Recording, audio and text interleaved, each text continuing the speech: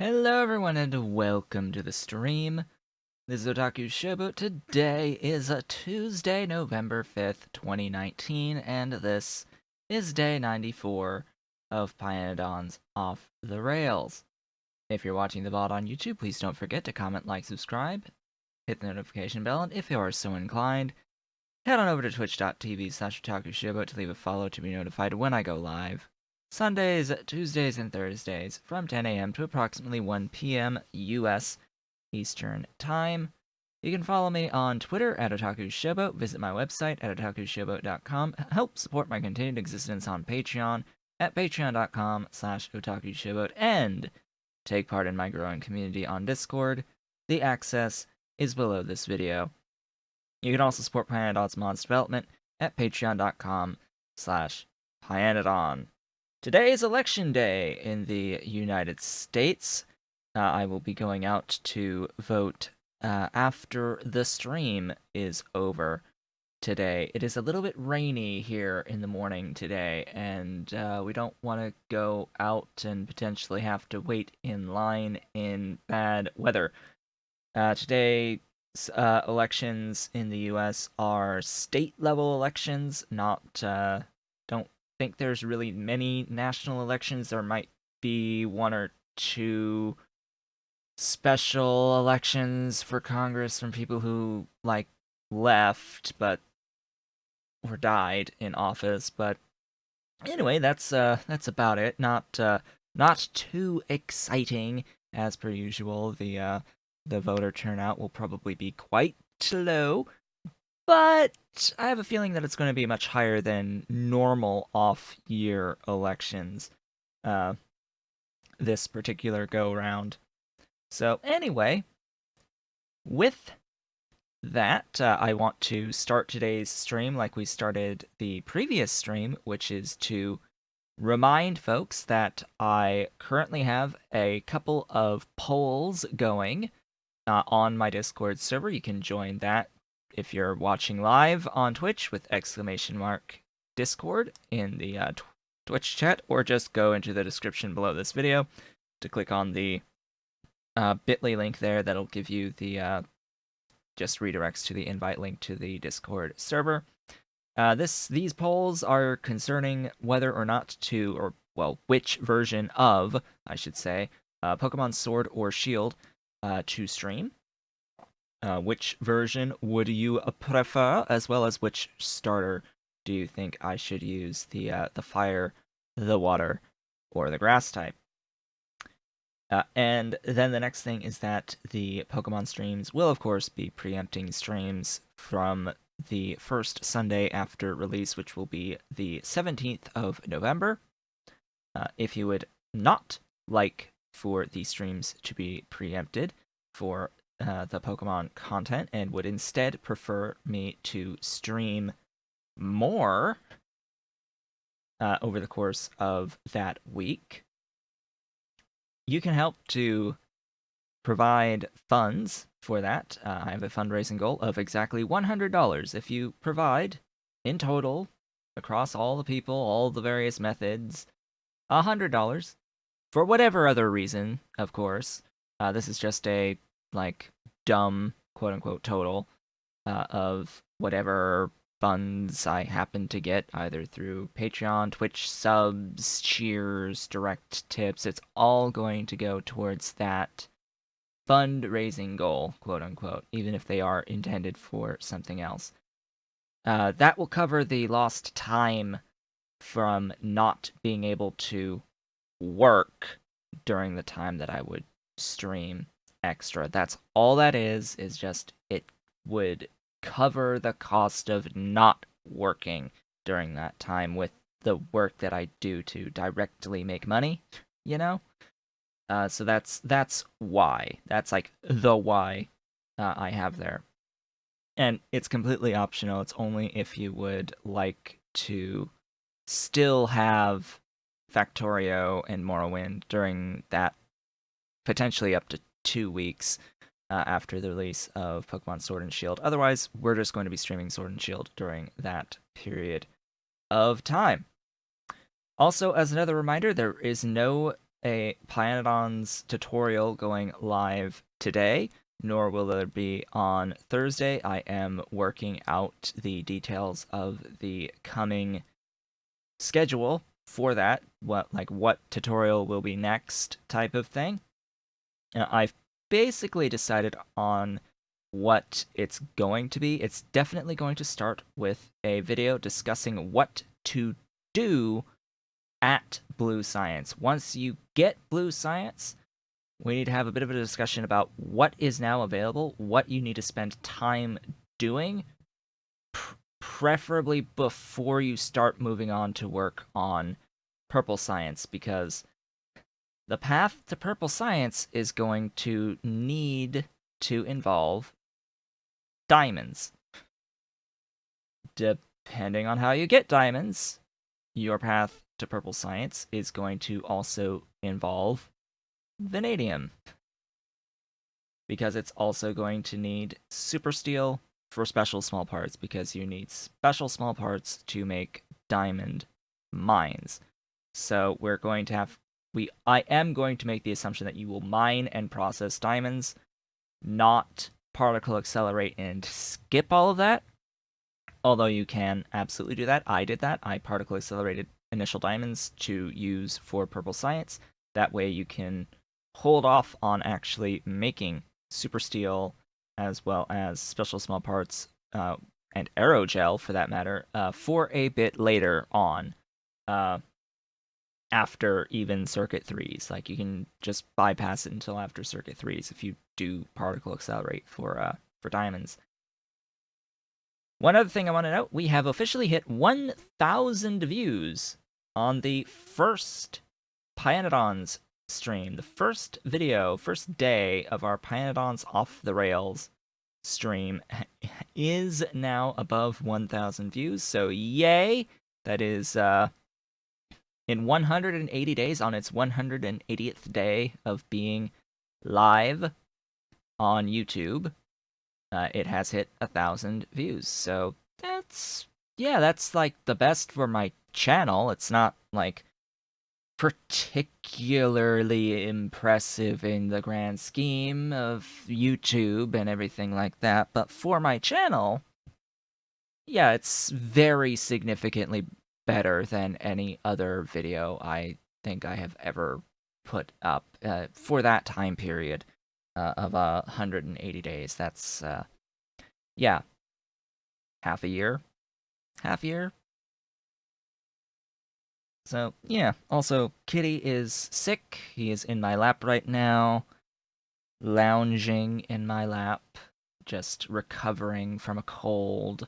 Yesterday, you could, like, see his face had, like, sinus swelling on it. It seems to be dying down today in terms of the facial swelling, but otherwise, and it was, like, impacting his balance, too, and he's weakened. His back legs are weak right now. He can't quite make that jump from the floor onto my lap by himself. He can make it onto the bin that I have next to me to get onto my desk, so if he wants to come up onto the desk, he can still get onto the desk. It's just that little bit extra height to get onto my chair and onto my lap from the floor. He's not quite making that jump these past couple of days. He's such a poor boy, and I've picked him up each time to get him up onto the lap. He also had an unfortunate accident yesterday where he decided, in his infinite wisdom, to use my green screen behind me, the bottom, because the green screen is really tall, and it drapes onto the floor. I had it opened up. He decided that he wanted to use the extra bit of material on the floor behind my chair as a bed, and that did not end well for him, because as soon as I, like, moved back in my chair, it seemed that one of the casters had caught some of his hair on his tail, and he now has a little bit of a bald spot on his tail because of his decision to sleep behind me.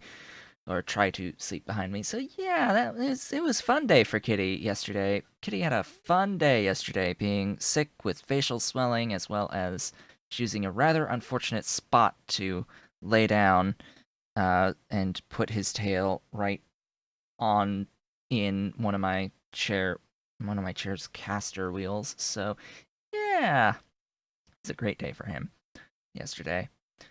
Let's see. Going into the actual Factorio notes here before we begin. Um, so a change that is intended to be coming is that particle accelerators will no longer be able to use efficiency modules and will have their energy usage increased to 120 megawatts from 100. So not only will the power use go up 20%, but you cannot use efficiency modules anymore. This in and of itself, fine, I guess.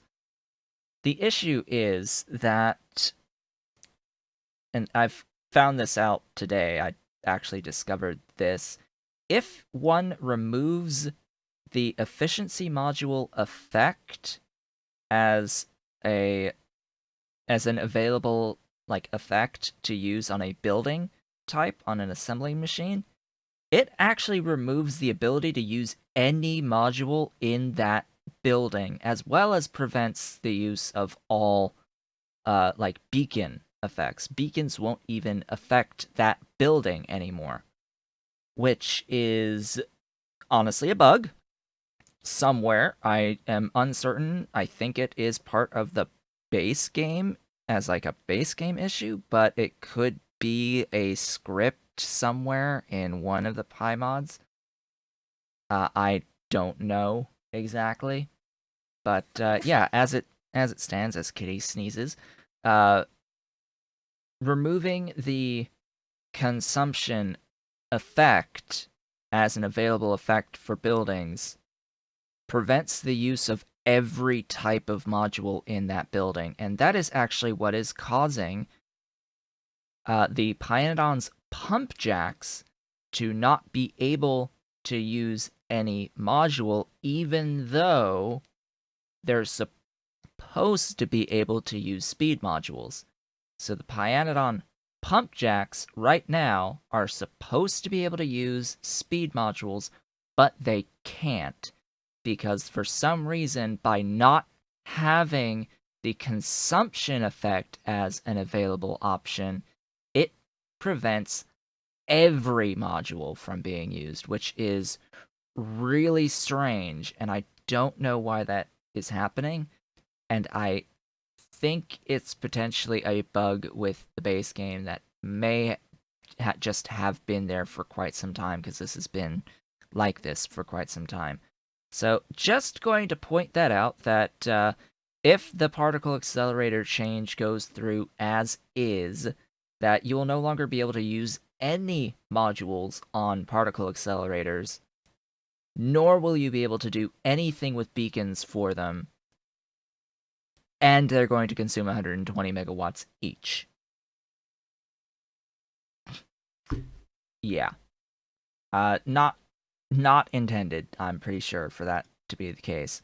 And by the way, I think that even if you prevent efficiency modules from being able to be used directly on the building itself, it would still be able to get efficiency through beacons anyway. If things were operating as intended, even if you prevent the efficiency modules from being used on the building, I think they would still be able to get efficiency through beacons under vanilla mechanics. But as it stands right now, by removing the ability to use efficiency modules, you have effectively removed the ability to use every module on that building. Alright, so that's the main set of things that I wanted to talk about before we begin today. So we are going to load up our game. I did a few things off screen to talk about, and a few things on my glorious infinity mode save where I am able to design things freely. So I have a few new designs for blueprints. Mostly they do use beacons though, so we'll talk a little bit about that. And then on today's agenda, I want to do Rare Earth Oxide expansion, potentially also more nichrome, because like the perpetual need for nichrome, that's like always a bottleneck right now. And then I think we're going to work on biopolymer, actually, because biopolymer happens to be an ingredient that's used for a number of Mark III buildings that will allow us to actually make those Mark III buildings, because it is the only new thing that's needed for a number of Mark III buildings. So I just want to make note as well that, A, I'm now making these various pumpjacks, these pie pumpjacks, because I am planning on using them potentially to make saline water and salt. I'm planning on using them for saline water at this point in time, seeing if that's really viable versus alternative methods to get the saline, like how it compares. But yeah, as it stood, you couldn't use any modules whatsoever in a pumpjack.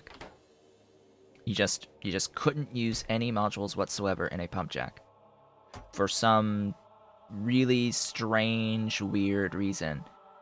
But you can now, because I have modified the pumpjacks, all 5 types of pumpjacks, to accept the efficiency modules. And because they now accept efficiency modules, they can magically now also accept speed, which they were supposed to have accepted the entire time. It's so weird. Why are they tied like that? I don't know. And why do I not have any steel to deliver? That's another rather important question that needs answering. Also, off-screen, I did complete the vanadium logistics. The logistics on the vanadium. I'm pretty sure it's being limited probably by something or other. Nichrome. That's what it's being limited by. It's being limited by nichrome going into oleochemicals. So the stuff here is being bottlenecked by nichrome, and I think I have to do like some work logistically with our vanadium solution here, because that can be a little bit problematic if it backs up, and then the vanadium concentrate backs up on top of that. So yeah. Oh, and by the way, if you convert the wastewater into urea from the Zippo pools, you will end up with approximately half of the amount of ammonia that you need on the input for this chain. So you can get about half the ammonia you need by processing the wastewater from the Zippo pool here into ammonia. So that's something I've learned while making a neater setup for it. So, beaconed vanadium. Beaconed vanadium. This, I guess, is what I'll talk about first. I'm not going to place this down because it's like, I cannot feed this right now. I need to make setups to be able to actually feed this monstrosity of a beast, of a blueprint. Uses plenty of beacons with level 2 speed modules. Everything that can use productivity modules is using productivity modules level 2. This thing can make like 11 per second of vanadium in this blueprint, but you need like quite a bit of the tailings dust, as well as iron oxide and G1 tin on the inputs for this thing, and ammonia and sulfuric acid. And I'm actually getting methanol through the Tholins right here for this, so it's really only just extra ammonia, about 112 per second of the ammonia needed to be added in here, as well as industrial solvent, hydrogen peroxide, and sulfuric acid. I think those are the only input fluids on this. And then sodium chlorate, as well as the G1 tin and the iron oxide and activated carbon, I think, are the main solid outside inputs on this. So that's the and the name of this blueprint is just vanadium lots, because it's like whatever you can throw at it, it will make vanadium for you. For however much you can throw at the thing, up to like 11 per second, which, for reference, that's a lot of vanadium. Hello, the Gentleman's Thoughts. Hello and welcome to the stream today. I'm just discussing, at this point, a few of the blueprints that I have come up with off screen. So that was the vanadium one. Still needs tweaks. It can fit it needs like 3-ish oleochemical FTS reactors that I'm pretty sure I can fit in here as well. There's a few things wrong with this that I've been tweaking as well on the other saves, so this isn't actually the final blueprint for that, but I wanted to at least show what I was working on there. The other thing is nickel via stone tar. So I now have a stone-based tar setup to get 20 per second of nickel. So this is 1,000 tar per second in an area this small. It requires like 14 iron per second if it's fully built with all of the modules in it. Like 14 iron per second. And then what I'm actually doing up here, the reason why I haven't, like, quote, finished this particular blueprint yet, is that I'm taking all of the tailings dust and I am sorting it. I'm taking all the tailings and making tailings dust out of it as well. I'm sorting it into the coal dust, iron, and copper ores. I want to see how much actual iron plates that produces in total. And, like, if I use the copper to make drilling fluid 1, like, how much iron can I get out of that drilling fluid 1?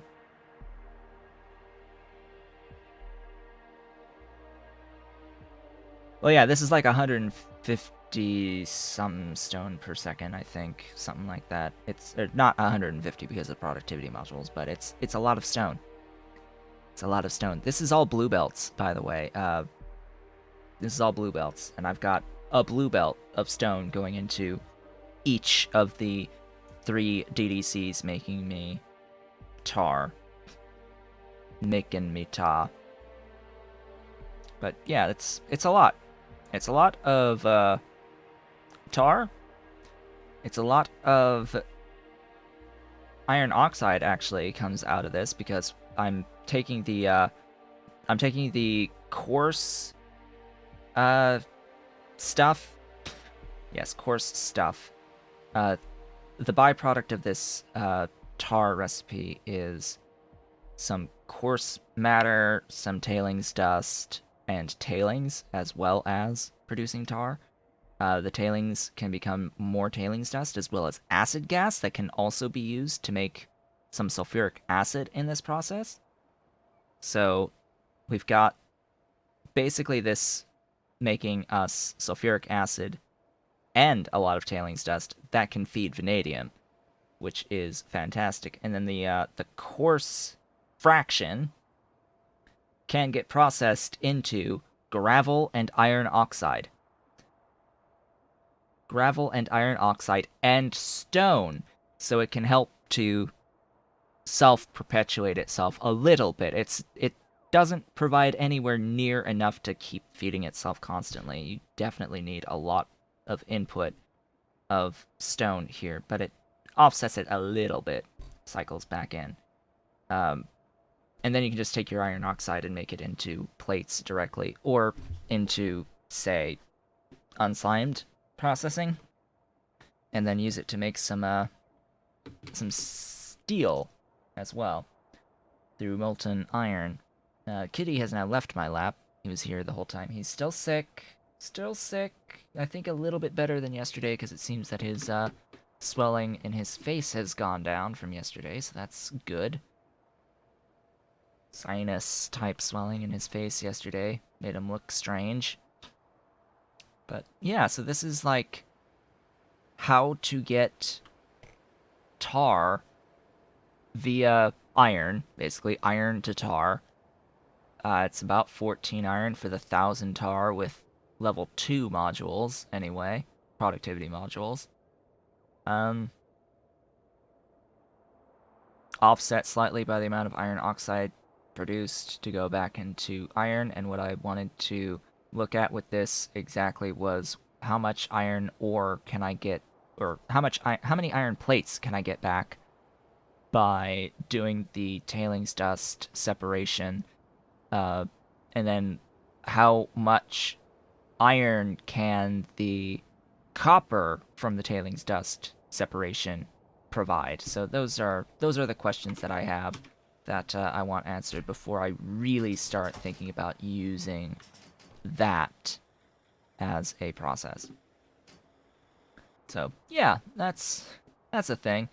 I want to make sure that it is as efficient as possible, because I want to make sure that I am consuming as little iron as possible in that type of a setup. I want to make sure that even though it uses like 14 iron per second, I see how that can be offset by quite a bit by making proper use of the byproducts there. So yeah, that's a thing.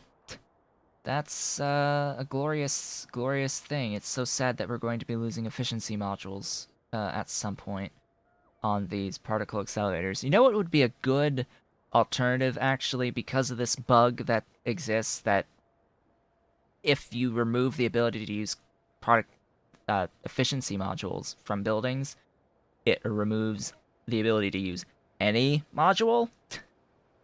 A way around that is, like, make them consume, like, a gigawatt of power, and let us just use the efficiency modules on it. That way, you're still letting them consume over 100 megawatts of power. Just a thought. It actually consumed 200 megawatts of power if you made them a gigawatt base with full efficiency modules in them, because you can only cut it down by 80%. Maybe think about doing that, Pyanodon, instead of preventing the use of efficiency modules entirely. Just scale your power draw by a lot. I mean, it's a freaking particle accelerator, right? It's supposed to use gargantuan amounts of power. But with technology comes better efficiency, so we should still be able to use efficiency modules.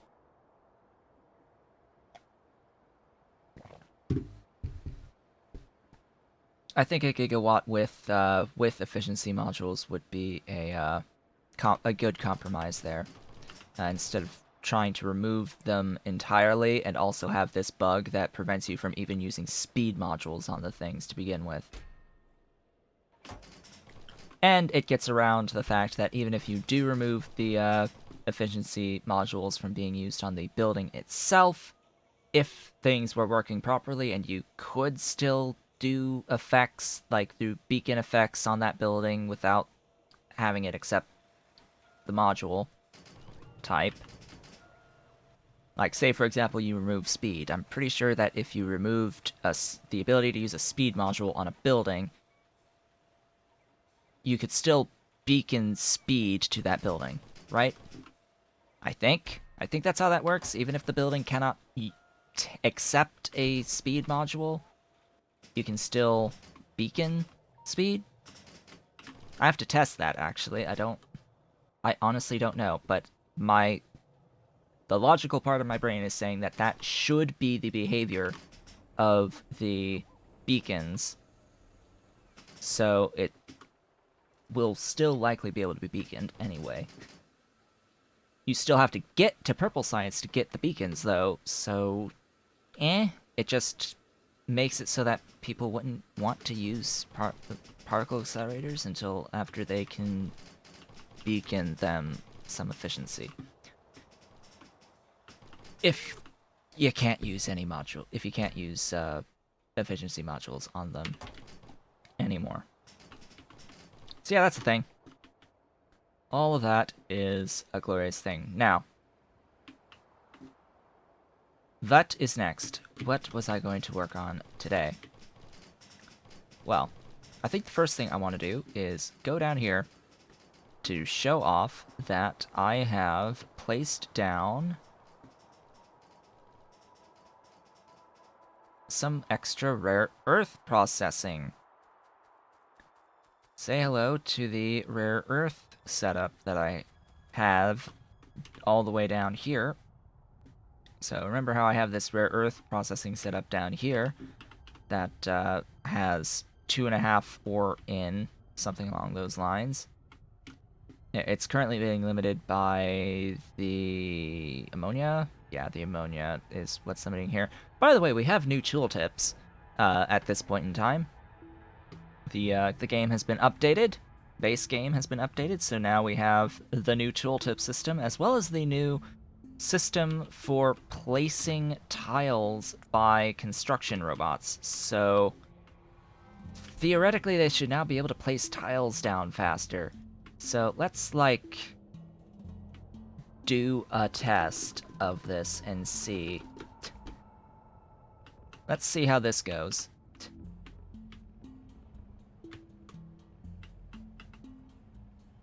Let's see how this goes with the construction bots. So, what's changed is that since the construction bots can hold multiple items at a time, they'll now go to their assigned location and, like, plop as much as they can in that particular spot, whatever they're holding. So we can, like, watch as they go to here to pick up the stuff and things, and then head on up to place. So yeah, you see 3. Oh, yeah. Big clumps now get placed of the tiles at a time. Big clumps of the tiles get placed at a time, because previously, even if they were holding a bunch of tiles, they could only really place one at a time, which was dumb. It's like, okay, you can only actually place one item at a time, even if you can hold multiple items at a time? Huh?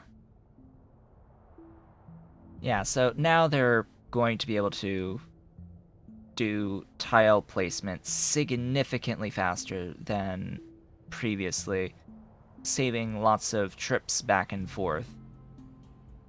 The new tooltips are really nice. Yep, I agree. The tooltips are nice. My issue with them is if we hover over a network box, it wants to show quite literally the icons of every single item on the logistic system storage, and yeah, it goes off the screen. Even if I set the setting for this to have the tooltip be at the cursor to, like, give it extra screen real estate, it still goes off the screen.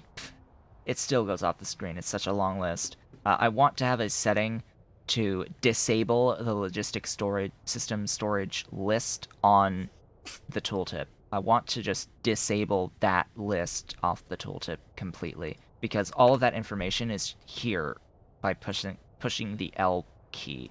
It's all in this. Yes, kitty. Kitty sneezing. All these robots. By the way, in case you haven't noticed, every single one of my construction robots is now a Mark II construction robot. Every single one is a Mark II at this point. Not a single Mark I remains, partly because I sort of removed all the Mark Is from the network. So now we have 2,803. We used to have like 4 grand. I just pulled out every single one that was still a Mark I. And yeah, this is significantly faster, by the way. Their placement of these tiles, just watching as all of these aluminium tiles get placed here, that it's rather significant, the change there. Anyway, I think I am absolutely holding on to some rare earth extractors here. And yeah, there just so happens to be some rare earth down here. Isn't that glorious? Let's see, that's a 302K, 367, 386, 368, and 378. I thought there was more than that. I thought you were like mills. You suck, those things. Why no, like, mills? I want mill. Like, down here we've got mill. They're all mill. I thought these were better than this. Well, anyway. There's a bunch of them, so I guess I can just move the thingies over time. Yeah.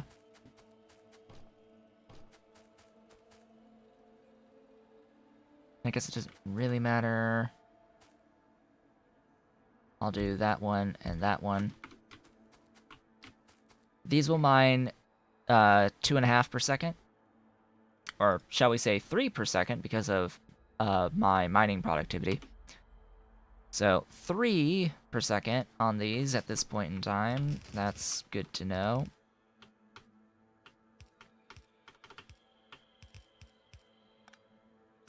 There we go. Actually, you know what? Why I do this? There, that's better. Just add power. The one kindness that Pyanodon had was making rare earth extractors only need power. Like, that's the one kindness we have gotten in total. Now, I don't know about what sort of modules that these would be able to take. It's probably better to use productivity on these types of things. So 6 per second. I think that's I'm actually set up for 5, not 6. Yeah, I'm set up for 5, not 6, so really that it won't matter. It'll just process at 5.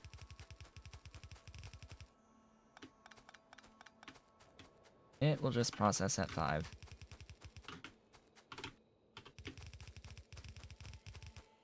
Oh, this UPS, I have to get used to it. Again, I spent so much time on the infinity mode save that I got used to the game actually performing. Let's see, do I don't have the...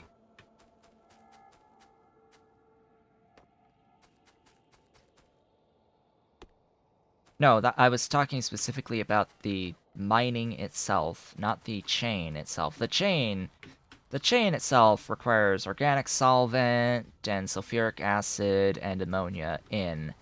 Like, I'm not complaining about the outside inputs on this. But the actual mining itself doesn't require like a fuel or anything like that, and that's on purpose.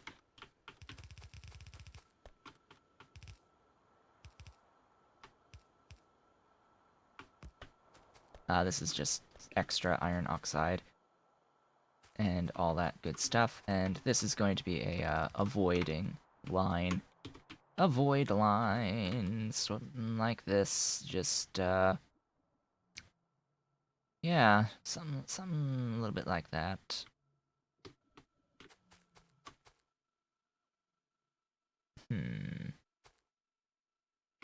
That's not on the network. I would need to place a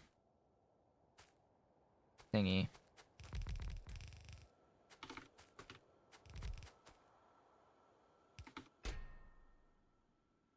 Also, they like modified the icons too, the flashing icons. I think they're bigger now. The flashing icons are bigger. They're more easily seen and recognized. So let's grab a U. Place it like here-ish. That should be okay. That's within range of various stuff and things.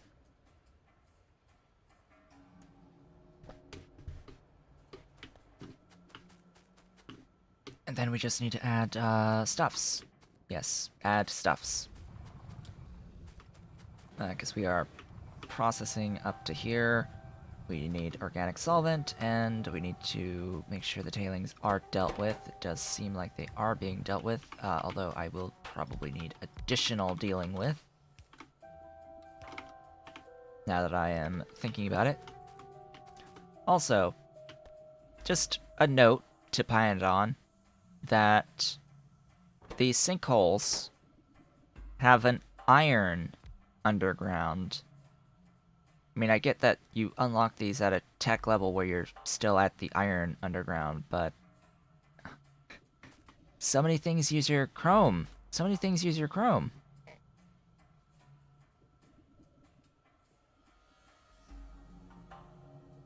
I am actually using 3 loader mods, I think. Or at least 2. Yeah, I'm using 2 right now. And I think briefly I had mini loaders as well, but I think I got rid of that. But yeah, I've actually got the like angel loaders.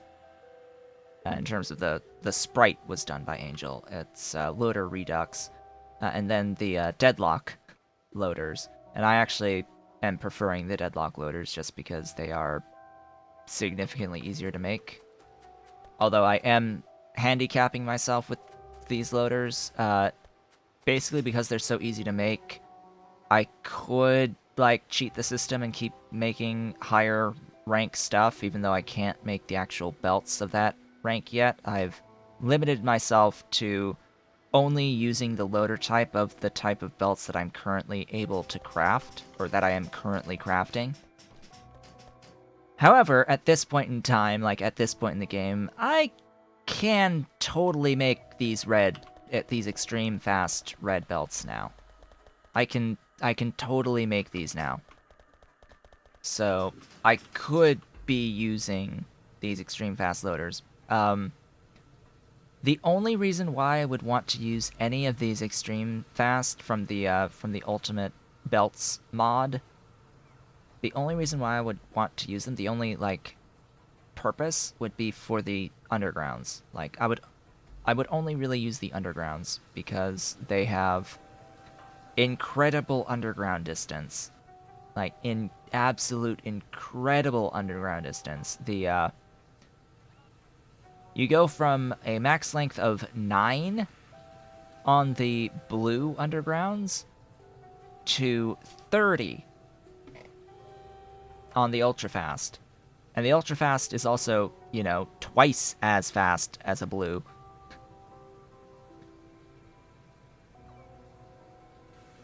What's this 1.4E plus 2?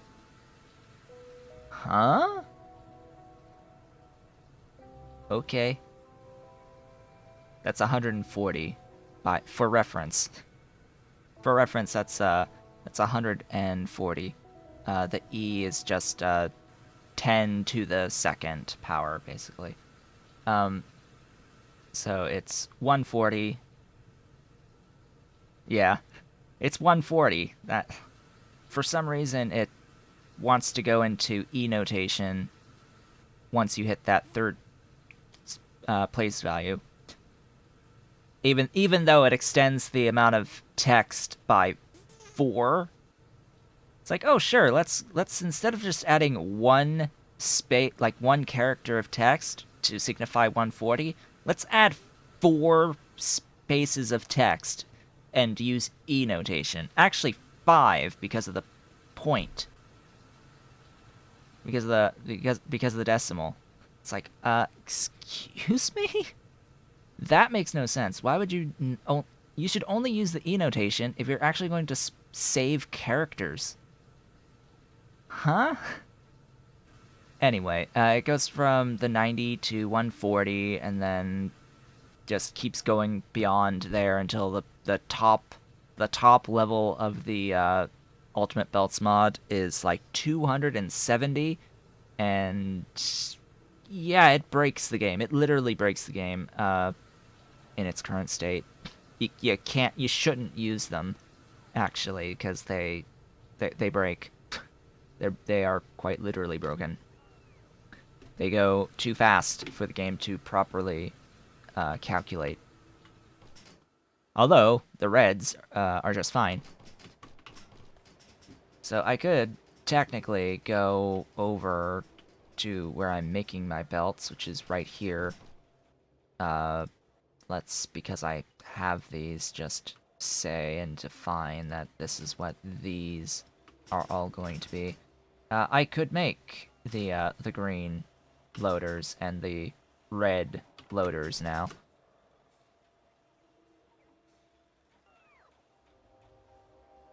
Yeah, 3 characters is too much. Let's add more characters to use E notation.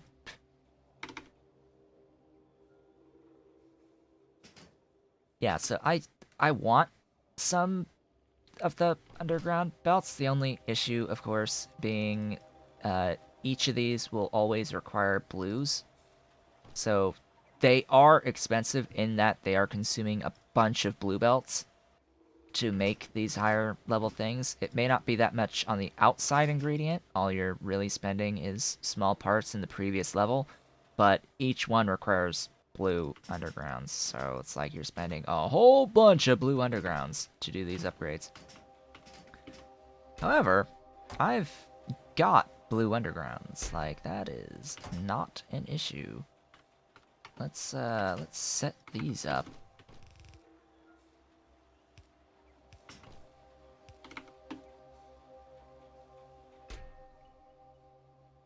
And I'll start using these once we have like enough. Because that underground distance is just too good. I want the underground distance. 30 is like a greater, or 30, 35. We're talking the niobium pipe underground distance. Max length 32. One of these red fast ones has a greater underground distance than the total underground distance of a niobium pipe.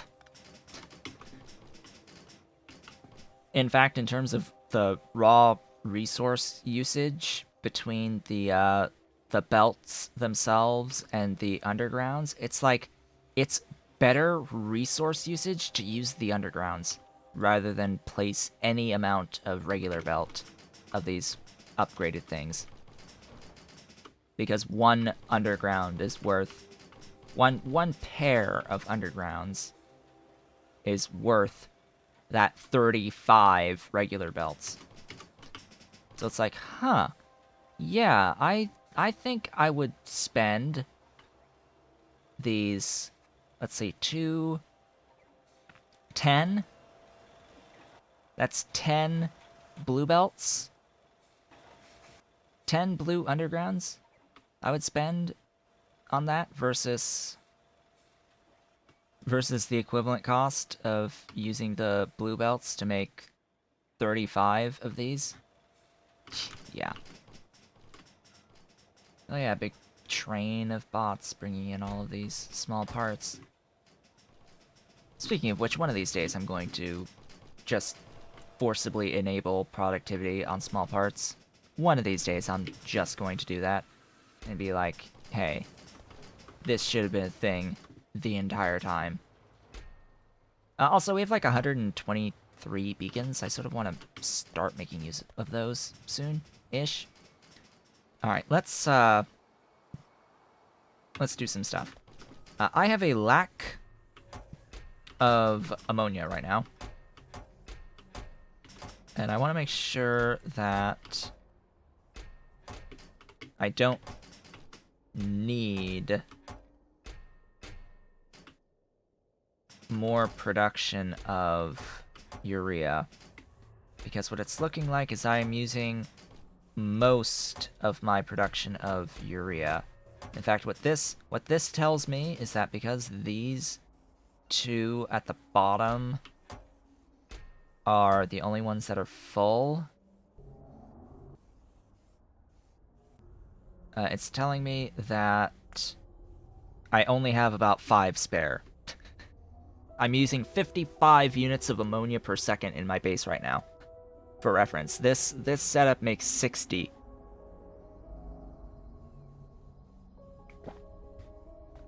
And everything that's using this ammonia across the base is using 55 of it, so I need more.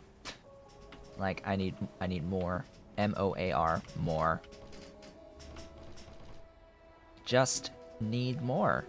Just need more. Now, this is a bot-heavy setup, which is a bit annoying. Just a bit annoying, considering I've only got about 7k Logibots available. I don't even know if it's fully operating. Yeah, at some point I had gone through and I, like, increased the logistics requests in here because there was a bit of a bottleneck. But otherwise, I think it's fine. So I can just copy this and paste it wherever I so desire. And that will give me exactly what I need. I need to, like, make sure that this has power. So that we're actually in the network here.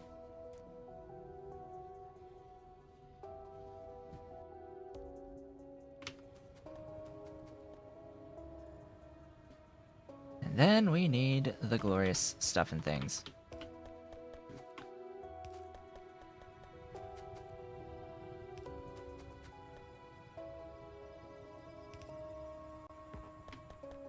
Come on.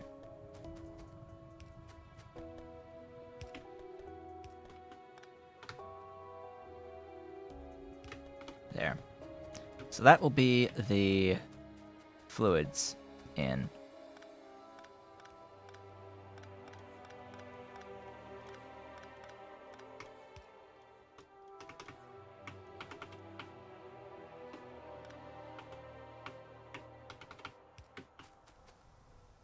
There. All the rare earth oxide onto the network.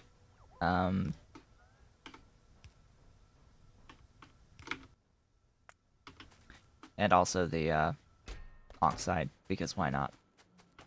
Why not? Or I can just, you know, place a thing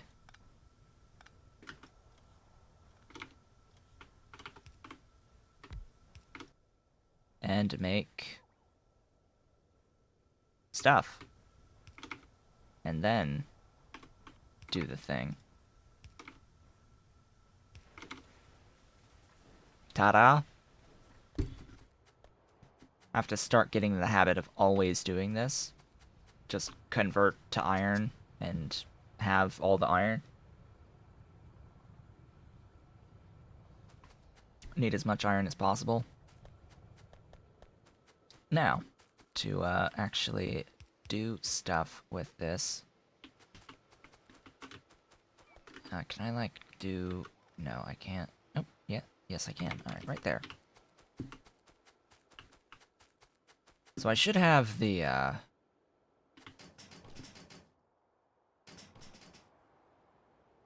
various fluids somewhat nearby, including organic solvent. Although I do wonder sometimes. Alright, organic and sulfuric. Or for ortho. Whichever one I see first will be the first one to run in. Well, there's ammonia. I mean, I guess I can run the ammonia over. Ammonia is, like, routed this way to here, so I can basically just grab it here and go down.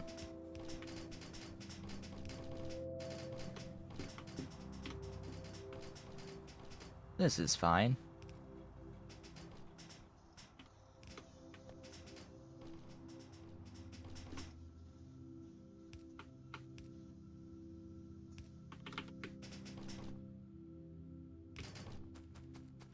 Just need to get this extra little bit of the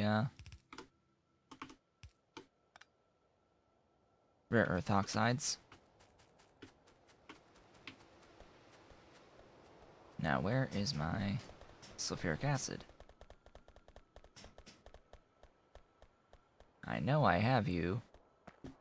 Right here. Alright, let's actually attempt to align this properly.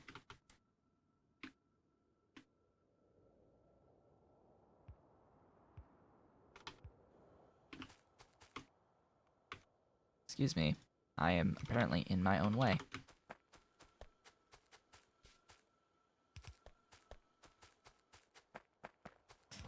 Bring all of this over.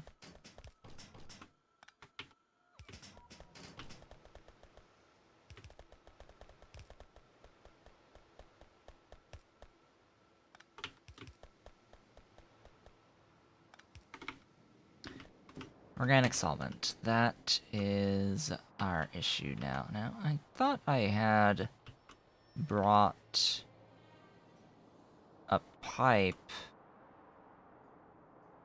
downwards somewhere. Yeah, right here.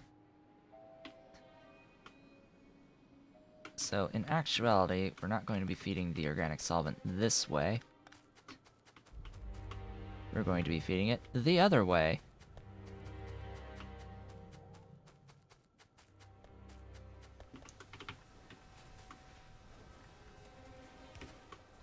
Yes, bring me methane. Thank you.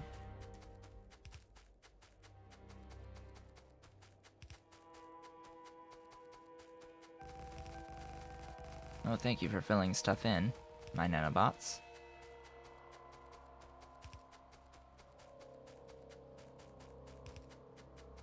Then once I get this thing done, I want to think about what I need to do next. How far am I going again?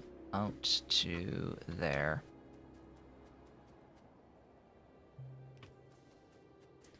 Ooh, ooh, ooh. Can't reach. Can't reach. There you go. Now you can reach.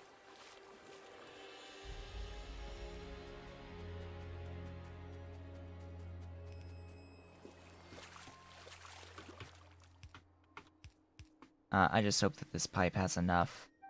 This pipe, by the way, goes all the way down to, I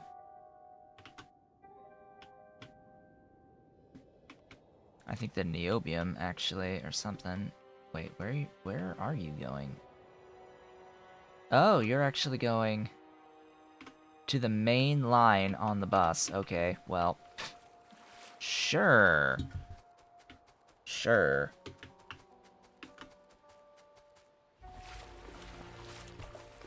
This is fine. Totally not a waste of using extra pipe.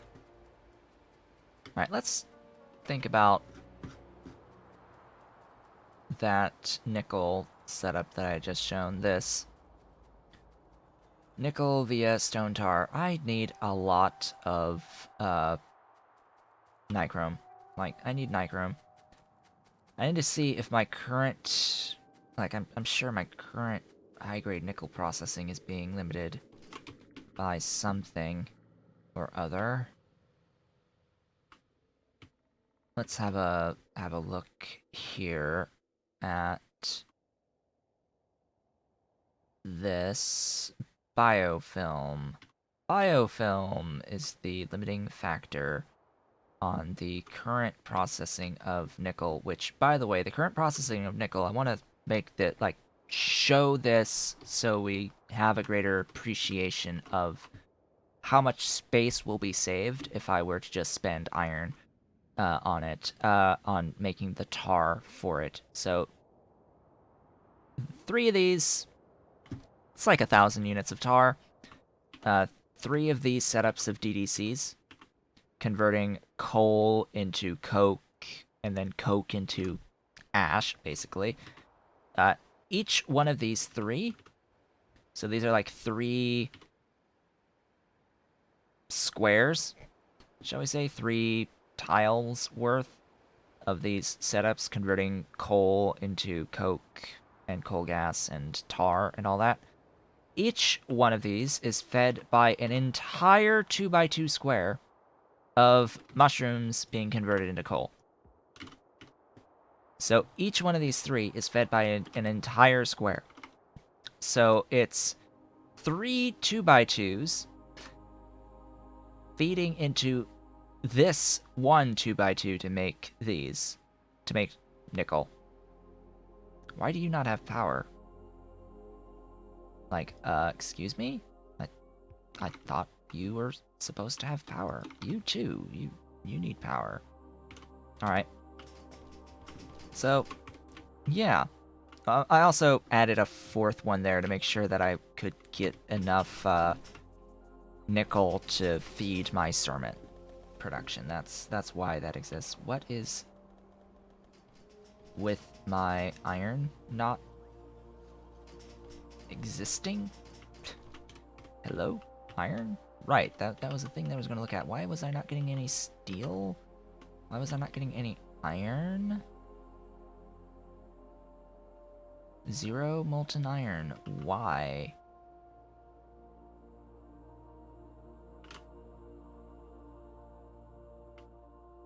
Why 0 molten iron? Got pulp 5, we've not got pulp 7, so we have the Armac. Where's my pulp 6?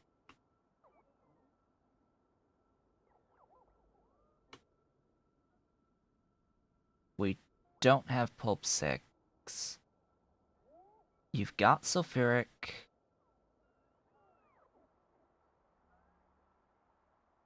You've got pulp 5 in. You are backed up on pulp 2?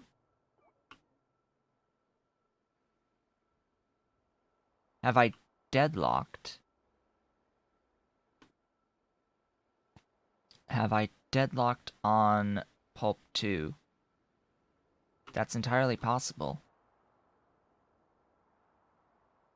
I may have deadlocked. Okay.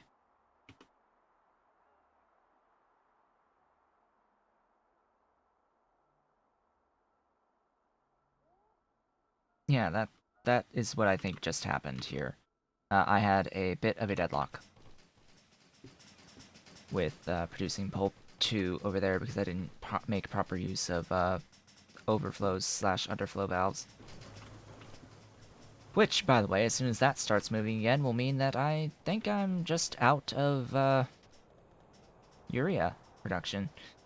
Yeah, I think that means I have all of the urea production being utilized. Oh, we've got like 9K robots now, free.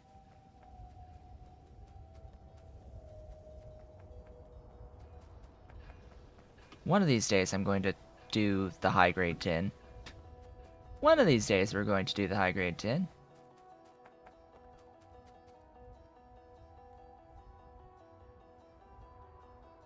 Ah, that's part of that. Alright.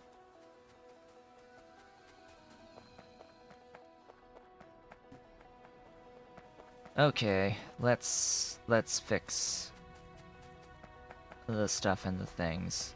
So you don't have Pulp 6 because the Pulp 6 cannot be produced because we have too much Pulp 2 on the output. Now, that Pulp 2 is supposed to process into 3, but we have a backup of 3. So this is the deadlock here. We just have too much Pulp 2. The way around this is that the primary Pulp 2 needs to be behind an underflow valve. Oh, and just emptying the pipe that little bit should be enough to kickstart the system. Just replacing one of the pipes, voiding just that little bit of the Pulp 2 should get things moving again. Should theoretically get things moving again.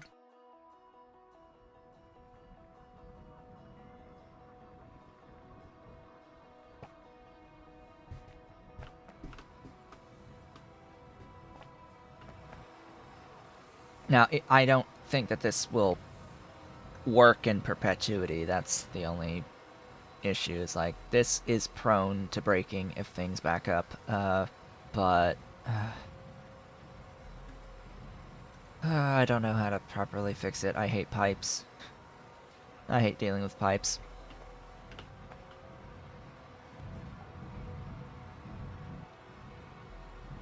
Absolutely hate dealing with pipes. And this is just like a logical problem because you have the 2 being fed back in. You need to make sure that you always are using the quote byproduct from 6 or from 5 into 6 and 2. You need to make sure that this 2 always gets consumed preferentially when making the 3 to feed back in to the 4 to the 5 to the 6. And that this 2 is the one that will back up on you. You will always want this 2 to be the backup if there's going to be backups. You'd rather it be here and not here. But even then, I still think we might run into issues. We still might run into issues, depending on where backups happen.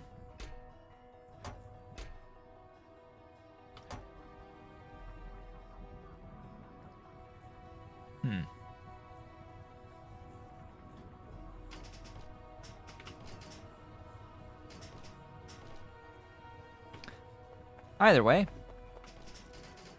that should be the return of this. Yep, the return of steel as well. That's good. Now all that's moving. Must move. It must move. So, biofilm. That's what we were concerned about. Now, biofilm I am making all the way up here. Beautiful, beautiful biofilm. Needs rayon, and that is its current bottleneck, is rayon. And my rayon is currently bottlenecked by the amount of, well, apparently my green stuff here. Oh, this beautiful stuff. And what is this limitation? It looks like it's the, yeah, it's the limestone. I had done a few edits up there with, like, the limestone, but it looks like I just need a lot more of the limestone. Anyway, let's head on over there. Take my road to get there, please. Yeah, it's still being limited by the silver, perpetually limited by silver now, apparently, on my drilling fluid 2 production for that ethylene glycol.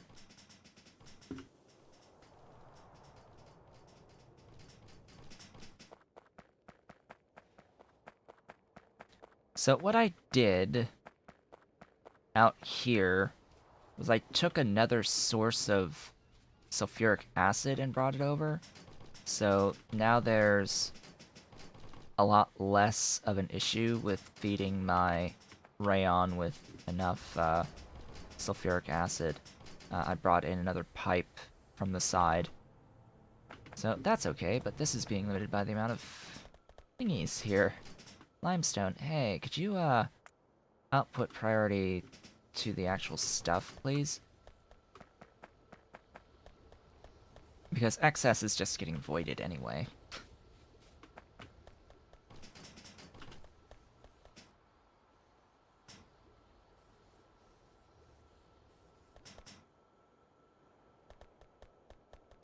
And then, let's see, these get used on that, alright.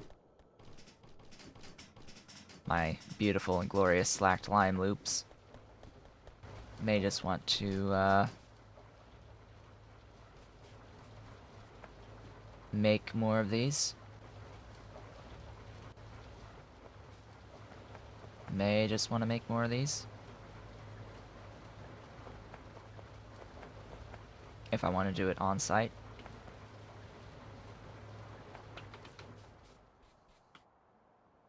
Oh, I didn't grab the,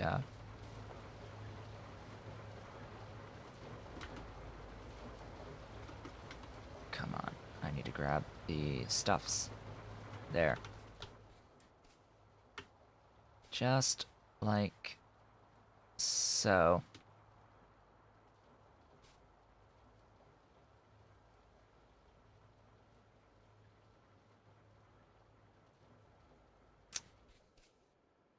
So you're going to be annoying, huh?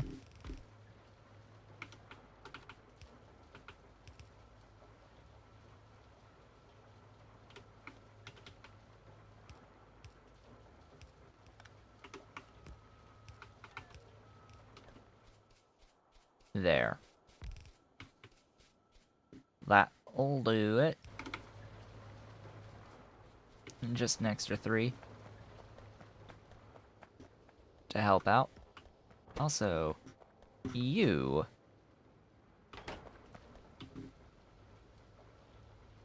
You are very nice to have. It would be great if you were a provider chest. Like, seriously, it would be great if you were actually, like, providing all of this beautiful, beautiful salt onto the network as well. It could cause problems if I'm using a lot more, but eh. We shall manage. Manage we shall. And this will make more of my carbonate.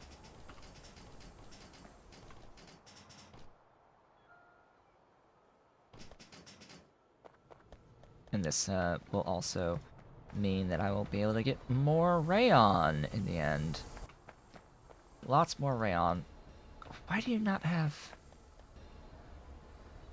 I need 4 of these. Not 1, 4. It's supposed to be, yeah, 10. 3.87 per second. Pretty sure we are, yeah, pickup order is everything. The full input. Don't you love rayon, by the way? Rayon. This rayon setup, this line of rayon, is this square, this square, this square, this square. No, not this square. It's 5 of my 2x2s for that much rayon. It's lovely. Absolutely lovely and wonderful and magnificent, even. I'm making petroleum out of hydrogen and aromatics here. I'm... Okay.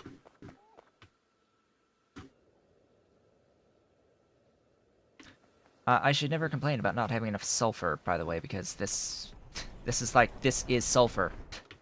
Like, hello, sulfur, cough, cough, cough, cough. In fact, you know what? You know that we are going to do here is something like this. I sort of need the sulfur. I sort of need the sulfur. I need all of the sulfur. Oh, I'm out of coffee. Oh well.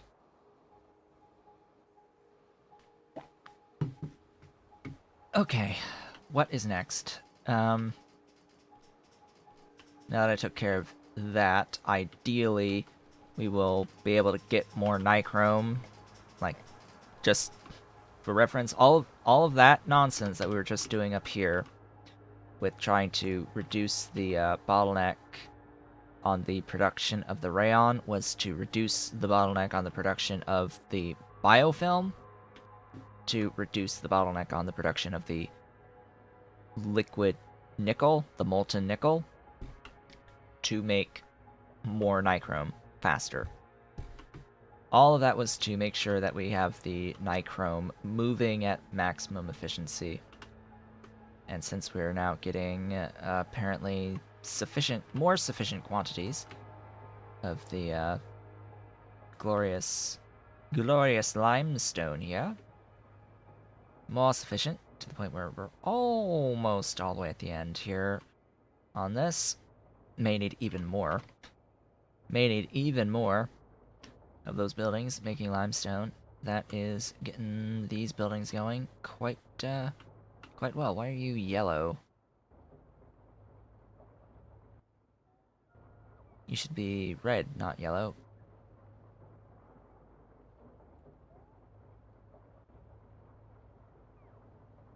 Anyway. That should be that.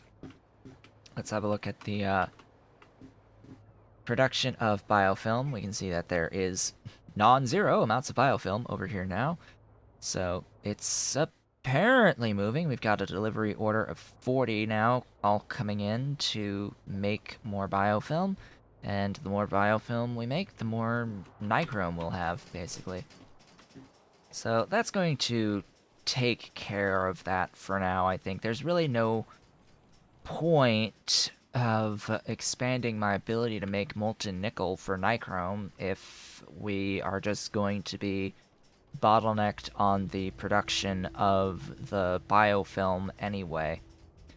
There are other things to do for biofilm, but yeah, we're going to officially move on. So what I wanted to really start doing today was this stuff called biopolymer. Start working on getting up to this. Now, this is going to require me to get silver foam, which will require me to pick up all of the fusion techs. So you need fusion 1, 2, and 3 to start making silver foam. So it's not something we can like just build and make right now, but it will be in the near future because we'll need to get fusion energy, or all the way up to 4 actually, I think. No, 3.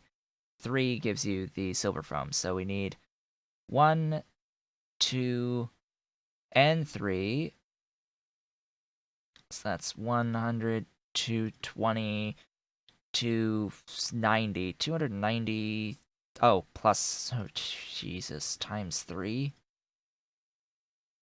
Times 3? 3 times 70. Oh my.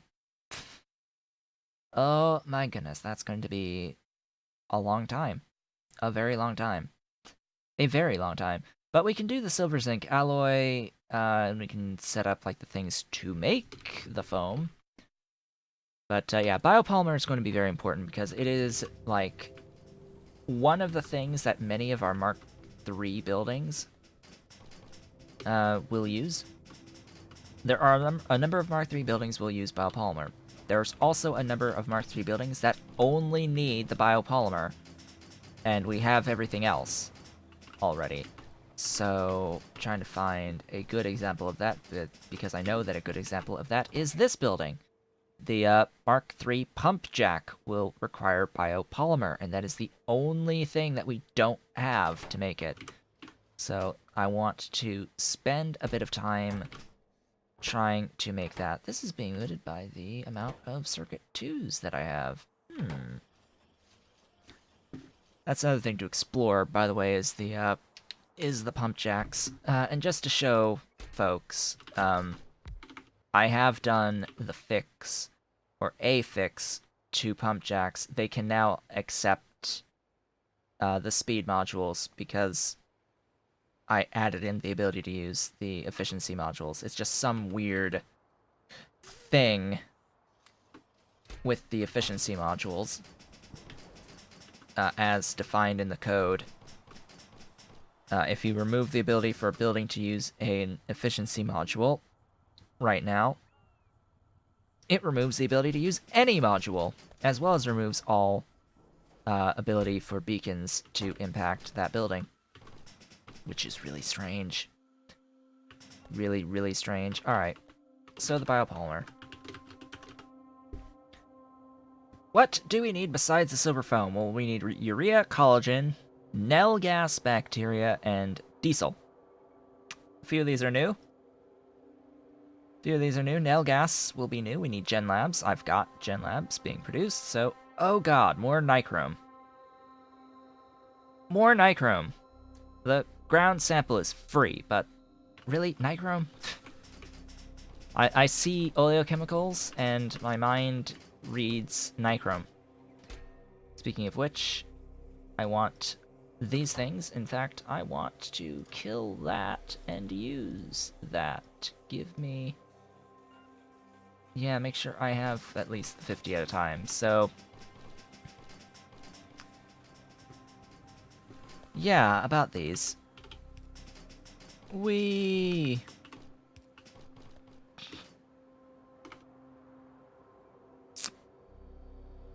Do you see why I like these now?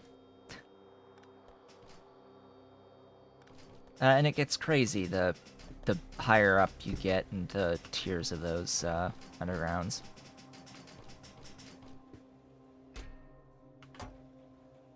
So, what first? Probably the Knellgas. Now, I do want to talk about diesel a bit. I think I may have mentioned this last time, but this is a very appealing diesel recipe. This is a very appealing diesel recipe because, well, you can sort of get chromium out of rich dust, out of, like, sand. So this basically just avoids, technically, potentially, it avoids having to do anything too extreme in terms of, like, size of stuff. It avoids using Nexilate as a item, I guess, so... This is appealing to me, which is why I have set up light oil refineries. Which is why I will now request some light oil refineries. And we'll start with our diesel here. A little while ago, Pyanodon was complaining about no one uses light oil refineries.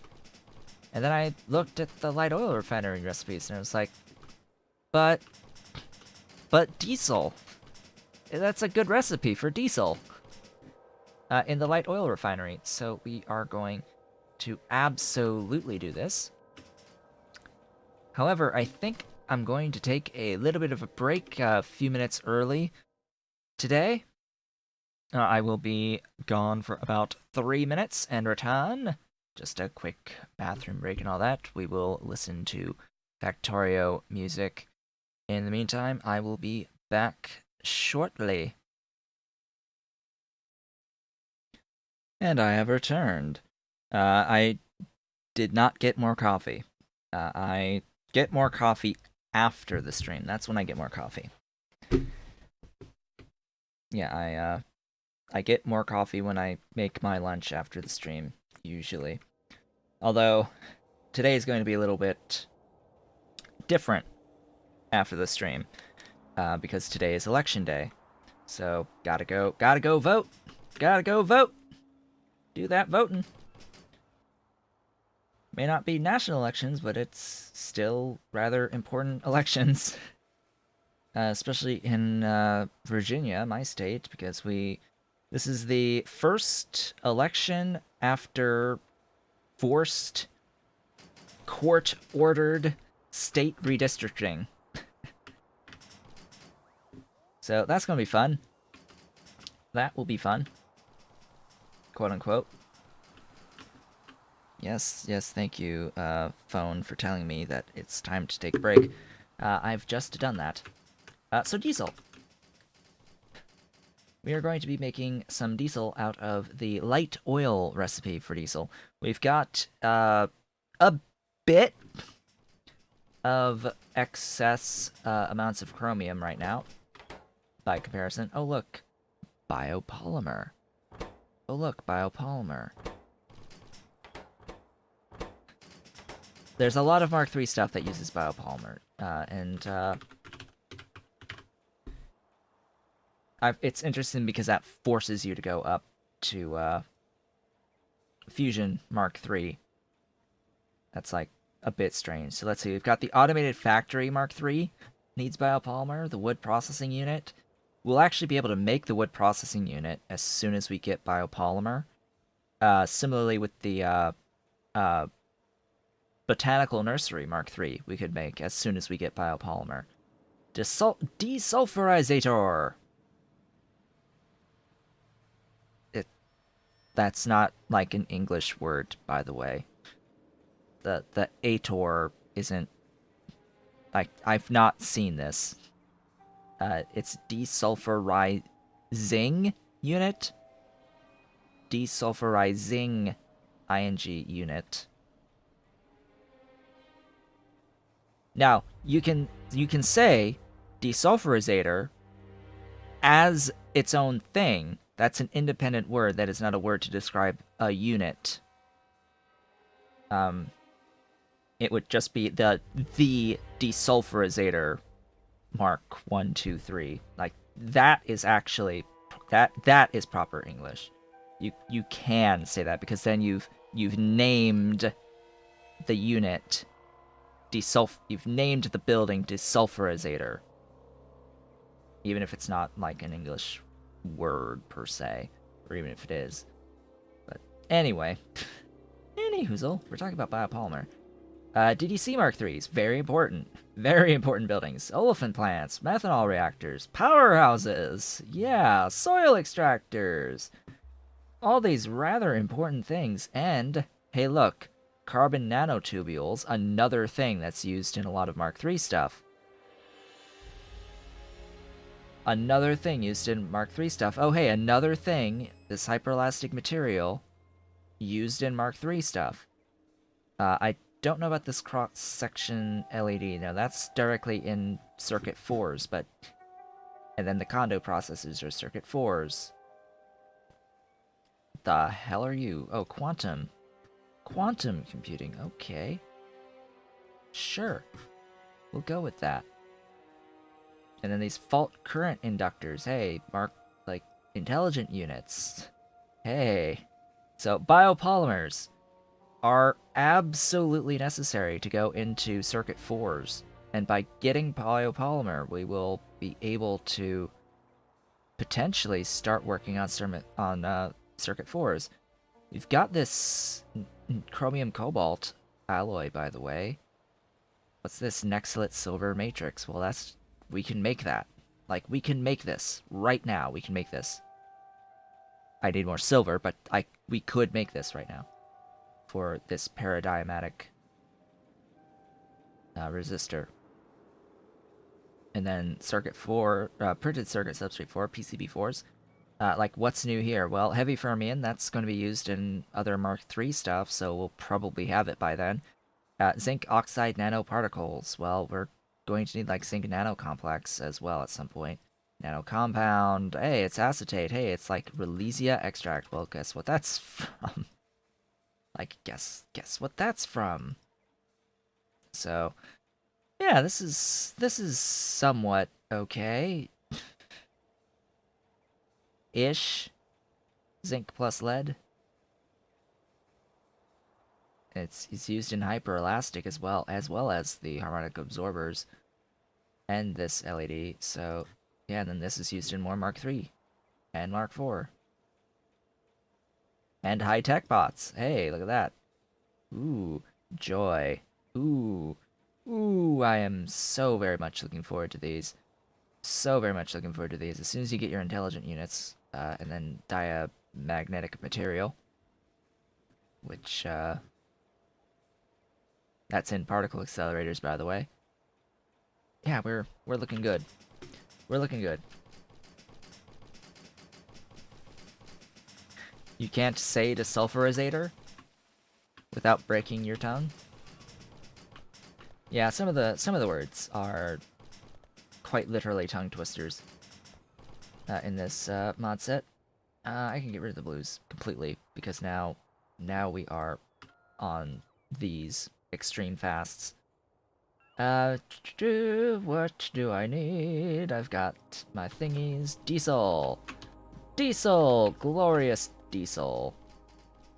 So just to have a look at the preferred diesel recipe right here. And also there was like another recipe that I was potentially thinking about, maybe?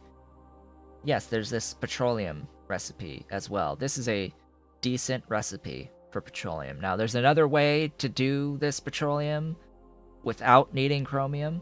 That is aromatics and hydrogen, and I'm totally doing that recipe, and it's in a much, much, much bigger building, though.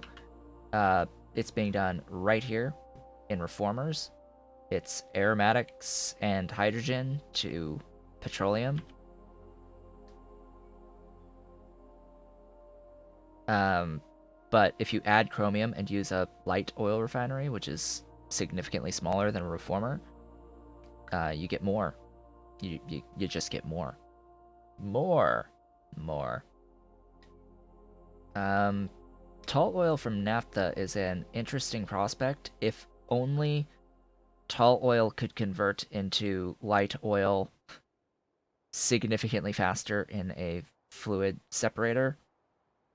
Because the fluid separator recipe to convert tall oil into light oil, you add some light oil plus tall oil to get enough light oil on the output that it's a 1-to-1 tall to light. The issue is that it only processes like 1 unit per second in one of those buildings of tall oil to light oil. It's like 1 per second. It's like, I think you're off by a factor of 10 minimum for that building, for that recipe.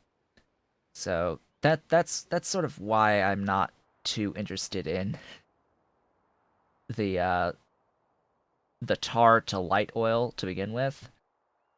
That recipe, it's like I don't like that recipe because converting the tall oil is a real pain in the rear end. Just quickly glancing at these. Yeah,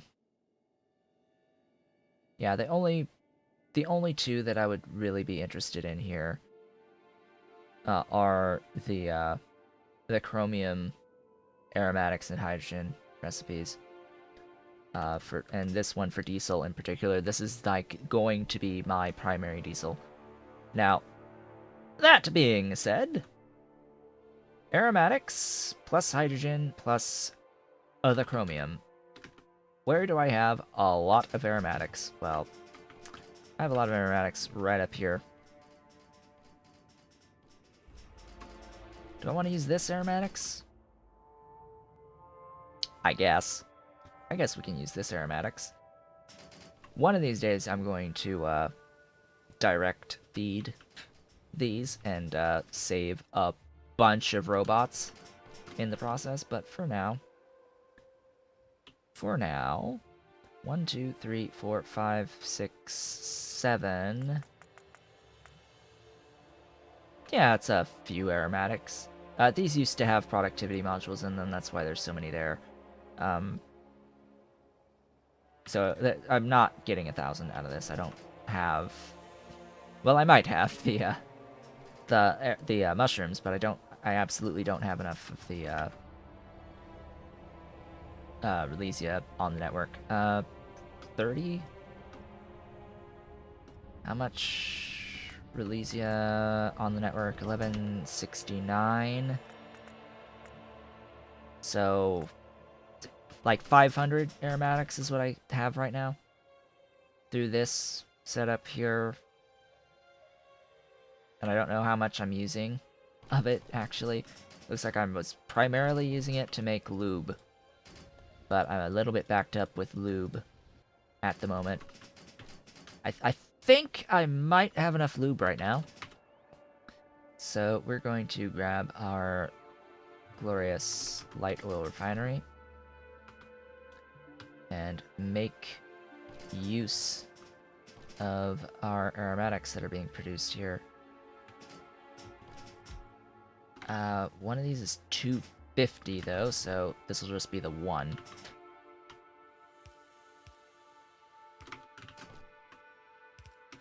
And then 50 hydrogen, that's like one electrolyzer? That's one electrolyzer. Splitting water. Yeah.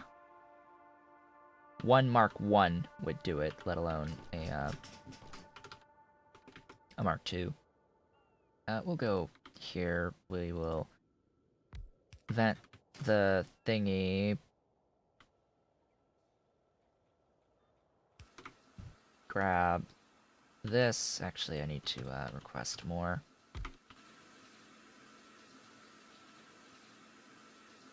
Not 20, preferably. I don't think I need the buffer warehouses on me. That many agitators either. Don't need that many of those. Don't need the wood. Probably don't need to hold on to some of these anymore. On the blueprints. Don't need that empty thing. Okay, we're good. Grab you. Oh. Da-da! Power. And chromium.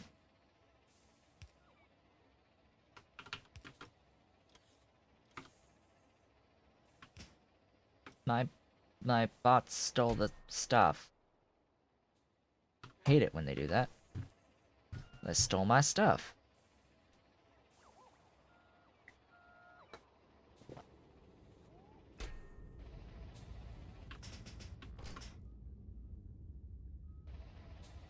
Alright, well there's that for the biopolymer.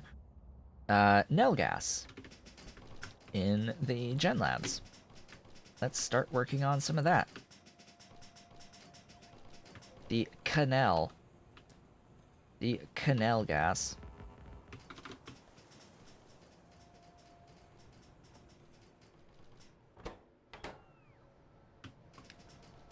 One of the best decisions I made, by the way, was to do the buffer chest here. This buffer warehouse for the aluminium tiles. Saves the Constructobots a lot of time. Now, where was I making those? Oh, hey, it's substations. Hey, it's substations. I totes have substations now. Let's maybe attempt to make use of substations now. That would be ideal. Where? Here. This way, to my right. You. Mine. So the Knellgas... Where... Okay.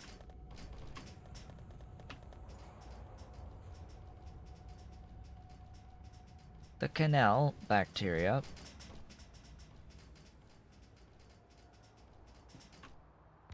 Plop that down. You. Knellgas. Knellgas! I guess it's actually more like Knellgas. Knellgas? Knellgas. Knellgas bacteria, sure. Ground sample 1, bone meal, and oleochemicals. Joy. That is a lot, actually. A lot more than I was expecting. 625? Yeah, that's a bit more, actually, than what I was at first thinking. Biopolymer. What else do you need besides this? Oh, that's it. And it will be done in a bioreactor. I did not realize it would be so simple as just waiting on tech. Huh. Knellgas? Yes, do you mean the Grand Knellgas? No. Ah, now you've made me think of DS9 and the actor that passed away there. That's so sad. Uh Anyway. So, oleochems. I want to steal oleochems from somewhere if at all possible, rather than set up a brand new thingy making oleochems. I totally did the resourcinol recipe. Wow.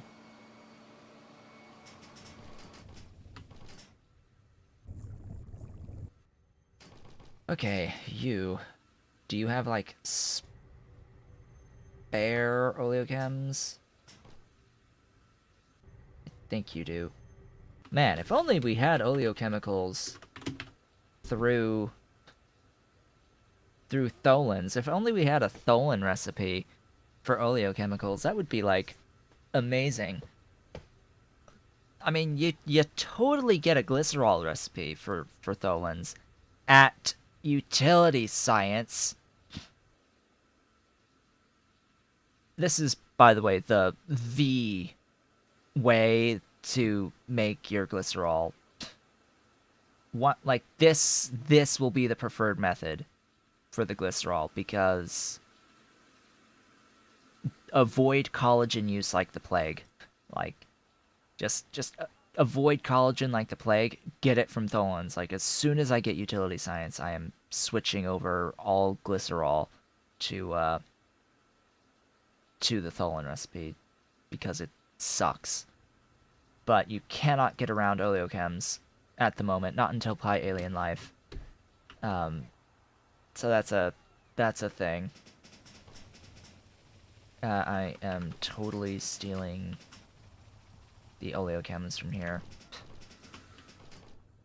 Oh. Well, that sucks.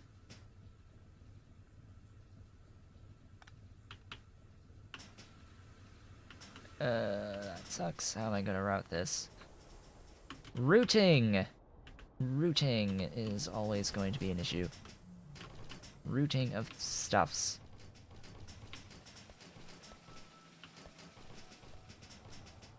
I actually need this, like, over here somewhere. Alright, oleochems.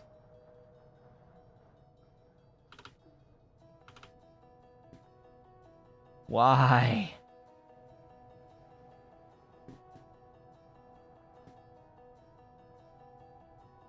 Oh joy. Oh bliss. So that's the line I need to draw. Oh boy.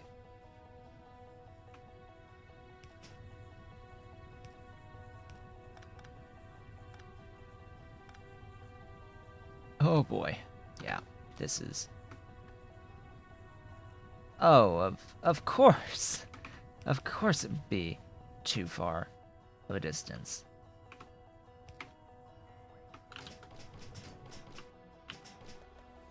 Oh joy, that's a big gap. Please. There we go. Good. Hey, we made it.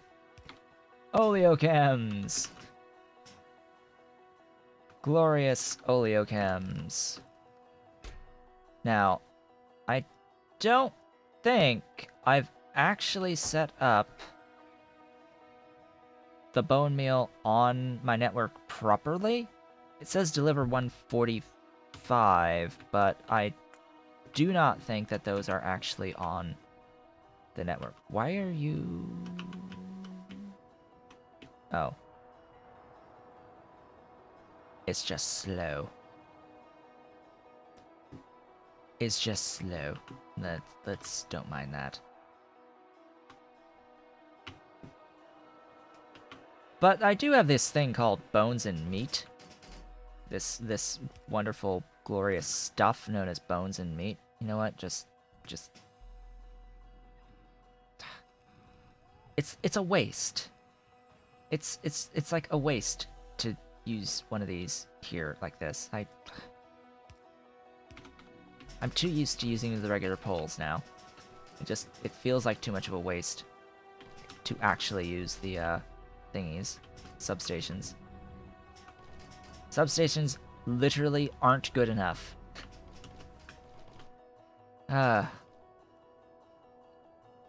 So, right now, I have this going on. Meat and bones being destroyed, utterly destroyed, in massive, massive scale of burner lines. I could instead be making bone meal out of the bones and the meat. And if it's going to be consistently moving, because I am consistently using some amounts of collagen right now, and I know that my production can constantly move all the time, I could depend on that byproduct. So that's probably what I'm going to do on the bone meal, rather than set up something from the Ulrich. Rather than set up Ulrich, we have this jaw crusher recipe: bones and meat into bone meal. Yeah, that's what we will do.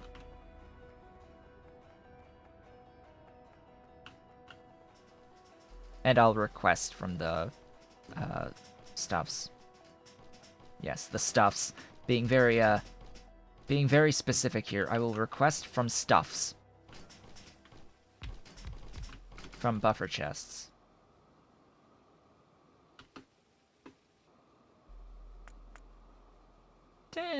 Decent, actually.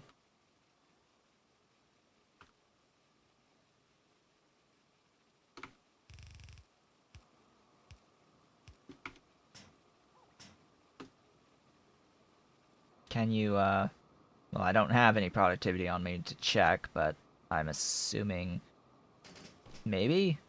I honestly don't know if I could productivity this. It would be slightly ideal. Somewhat ideal. Let's find out. Let's forcibly make some modules here.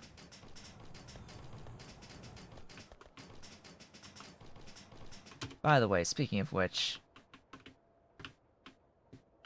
how are you doing? Moving!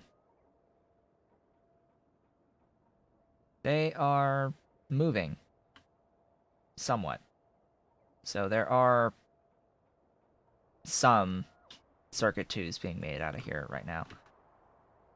Ugh. Like, trying to figure out what the bottleneck is, though, that's going to be a real pain in the rear end. And it's designed to use modules, so it's already, like, effed because it doesn't have enough of the productivity modules.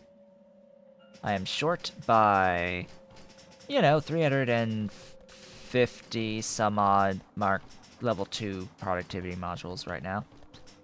Just that many.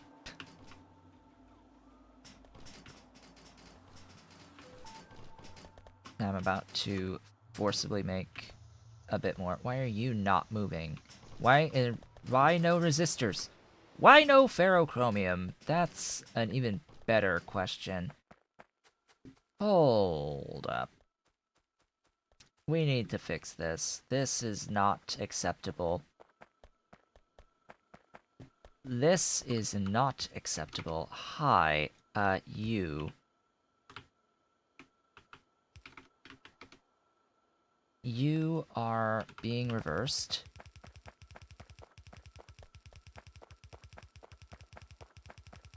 I do not accept that this is going to be a thing. You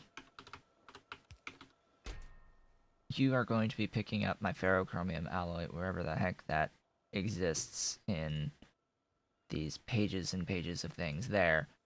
All of it. I know you have at least enough to fill a single chest. Fill the single chest. I don't care how many of you are being used. All of you? No, just a couple thousand of you.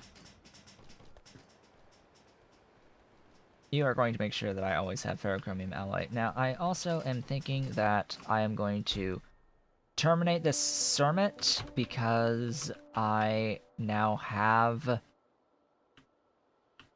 some production of Cermet right here. Cermets are being made here now. Looks like I need more ceramic, actually.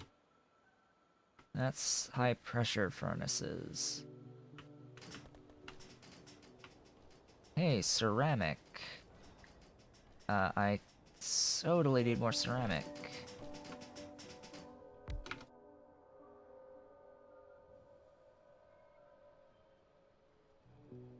Yeah, sure, let's use salt. Let's do the salt ceramics.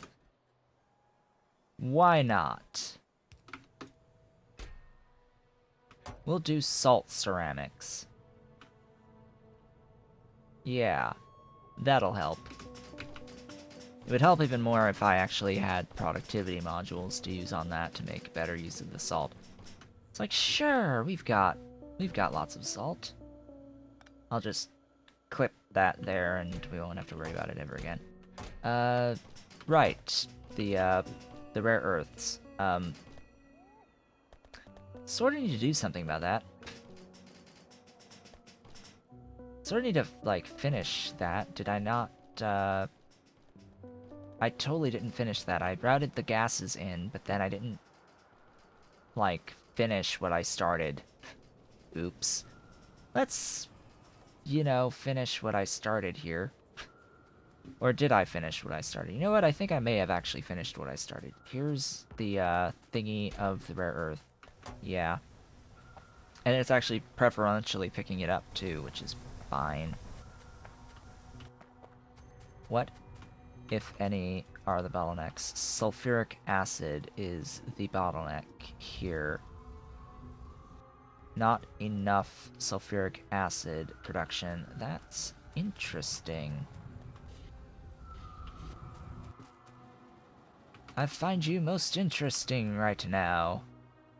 Please share your thoughts. Auto-saving. Well, I have plans. Plans and schemes that will eventually lead to, like, near infinite supplies of, Oh, hey, I think I've got some ferrochromium alloy coming in. I think I've got a bit of ferrochromium alloy coming in. I've got some plans and schemes coming my way. Why are you not enough?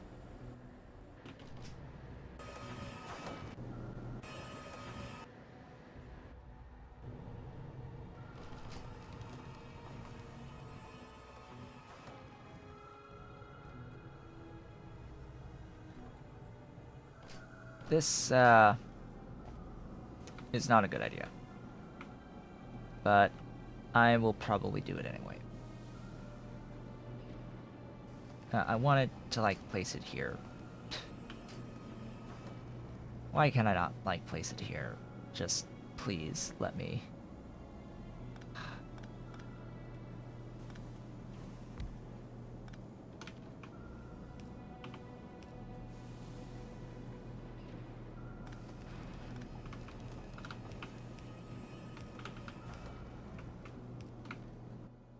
Then I have to actually get speed modules, but the idea is that I'm sure you see the idea here is I will speed module the living F out of this.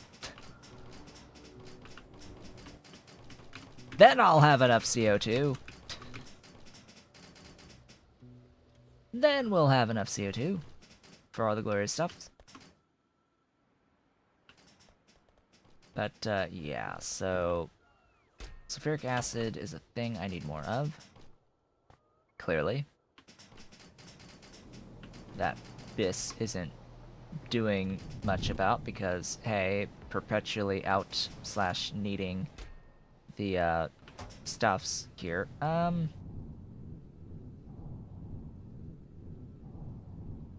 might actually be better off... yeah, I might just be better off doing the drill head recipe on here instead. I've got way more drill heads than I do filtration media. Yes, it's an overall dip in the speeds. It's a big dip in speeds, but we can fix that. We can totally fix that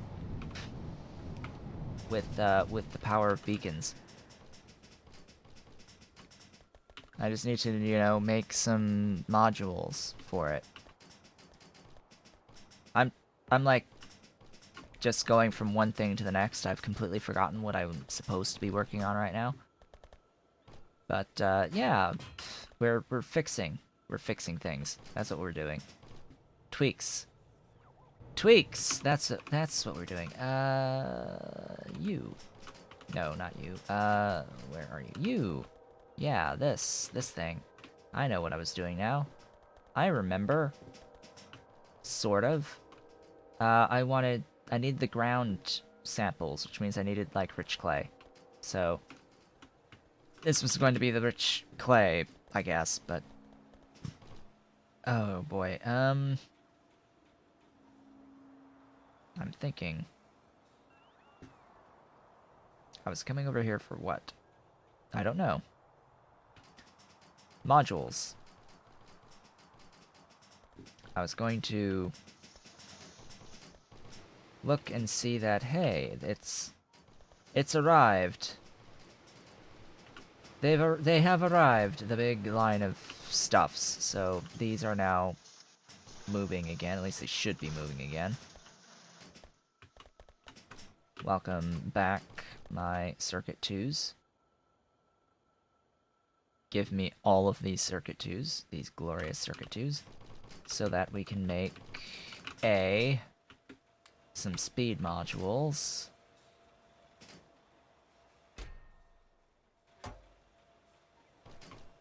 B, some productivity modules.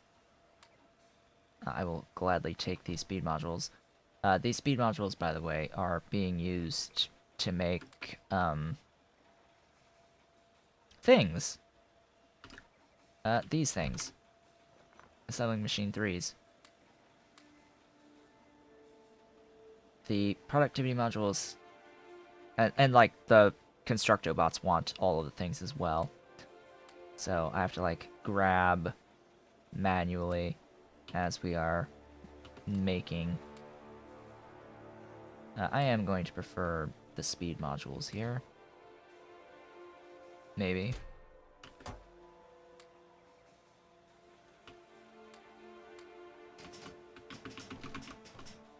How many have we grabbed? A few.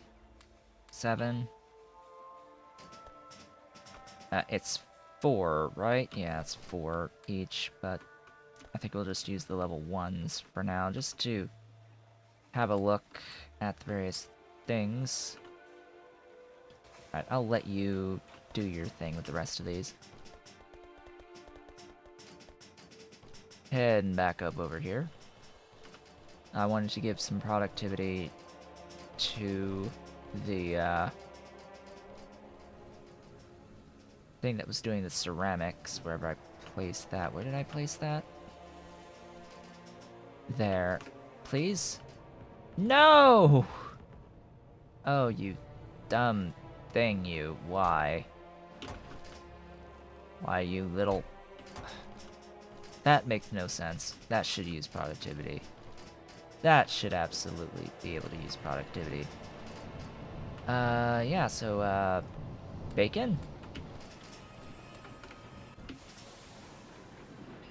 Yeah, now you can make 12 per second.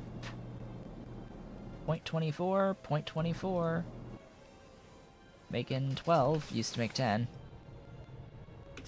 So, just that little bit extra on the stuffs. Should be enough to completely cover this now.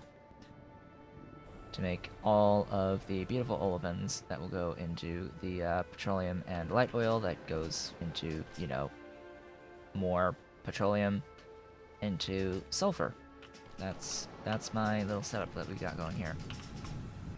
And then these should be constantly moving now, because we're no longer severely bottlenecked by them using the other stuffs. They go a bit faster.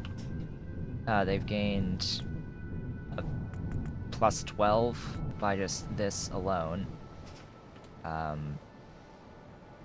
Yeah, that works. That works here. Yeah, let's move on from that.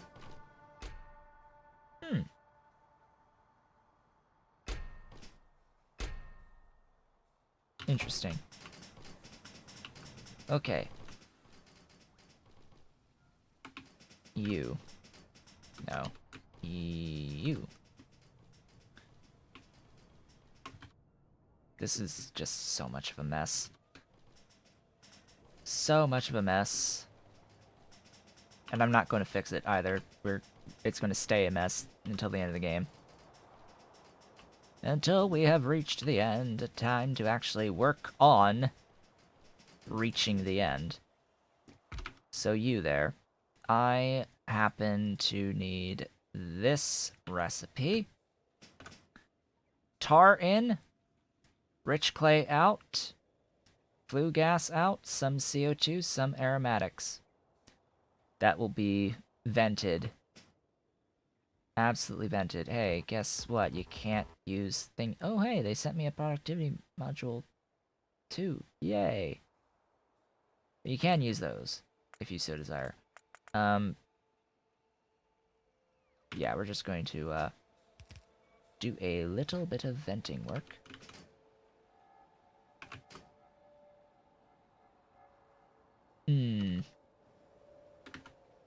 Question is what tar to use. Where do I have a bit of an excess of tar?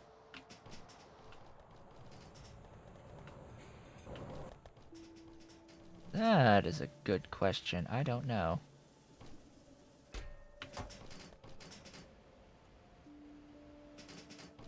I don't know where I have a good excess. I guess here, this stuff is an excess that is going into this slowly but surely, but it's fine. Fine by me. We will go ahead and do this.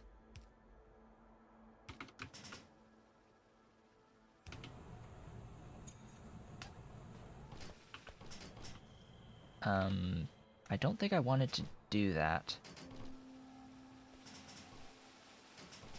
No.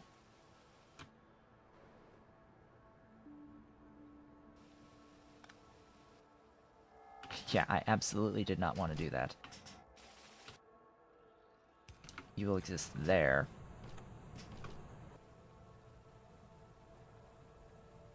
Okay, why does that have to only be on this side?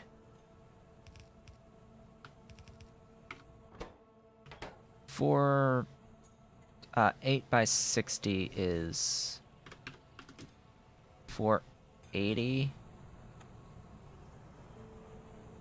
I guess that's okay. It's like +1 too many.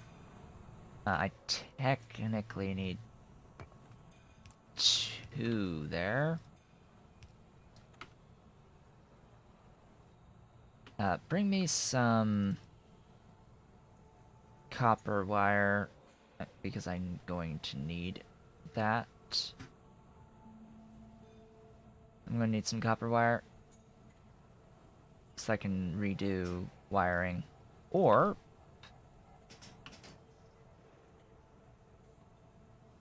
yeah, I'm still going to need to redo wiring, but this will be easier-ish.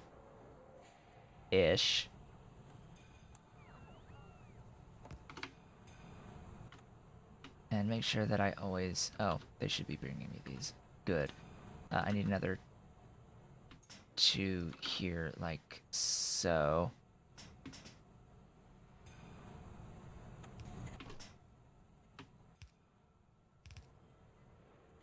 Boink. And done. That'll be the clay. The rich clay.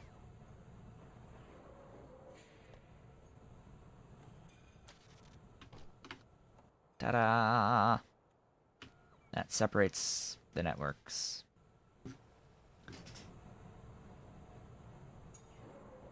Good. I like. We are definitely a 4 gigawatt base that will increase dramatically at some point in the near future. In the very near future. Also, I want to, like, also point out, we've set up this vanadium stuff here. If I was feeding it everything fully, all of the outside inputs it needed and all that good stuff, and was able to take care of this vanadium solution slight issue that I think I have.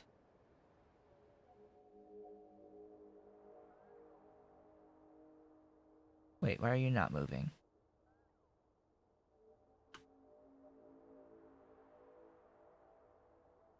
What am I missing here?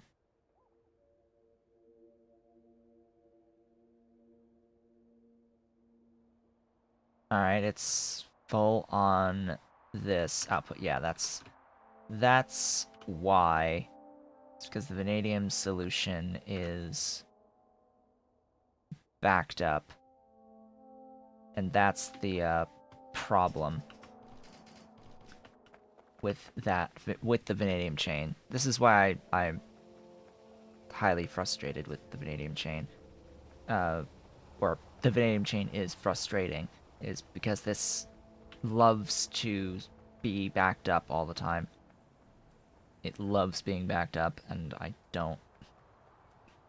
I just don't. I don't. It backs up so badly. Yeah, and then it's backed up on the organic solvent as well, or on the blue liquor. I was like, okay, well, somewhere I have to vent stuff that I don't want to vent,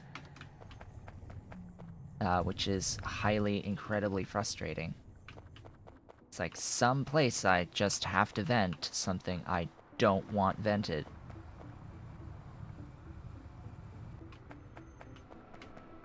And even with methods of controlling flow, it just doesn't like doing stuff.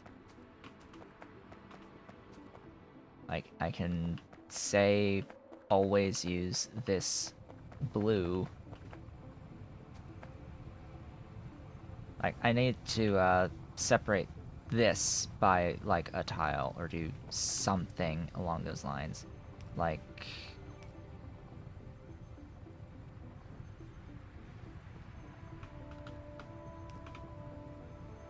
have that like so, and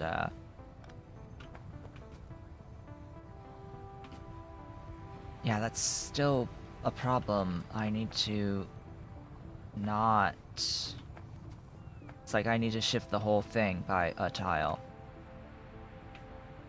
It's like I need to grab that and move it there, and then do doink, doink.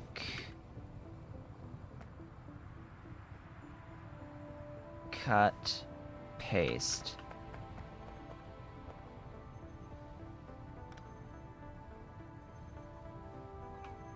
And then, like, I guess I might want to consider moving this by a tile or just do it like that.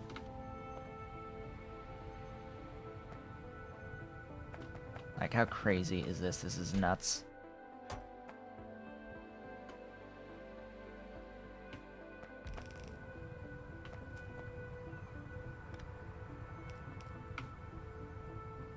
This is nuts, but it should work better.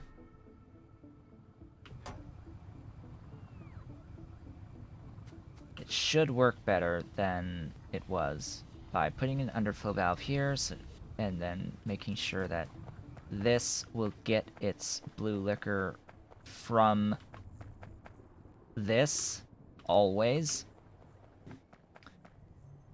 That should help quite a bit. Now, as I was saying, if this is fed fully and is in constant motion, it actually produces way more vanadium than my particle acceleration is producing. Way more vanadium than what my particle acceleration is capable of making. I am even going to go so far as to do that. Now this is highly backed up, which means I will want to have at least one more of you. I'm going to place down 2 more of you.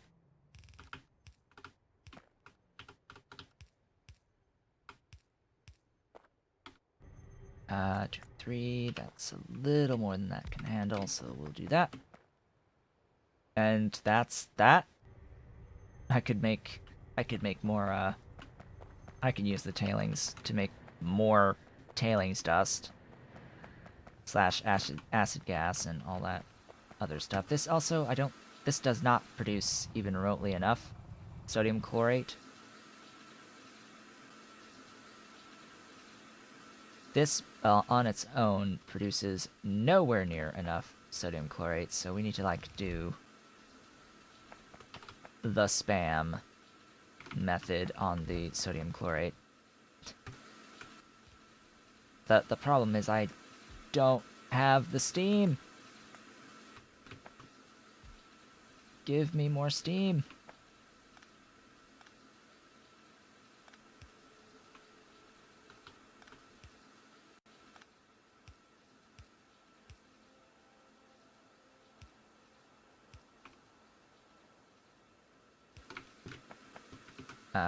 Yeah, just kill those 3.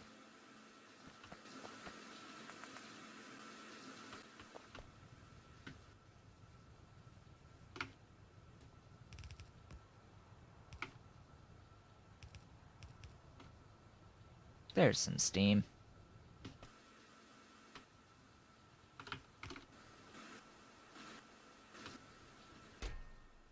Alright.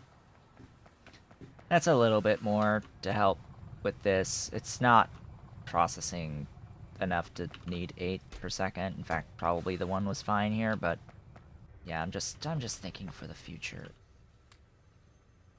And yeah, so can you say significantly more vanadium oxide?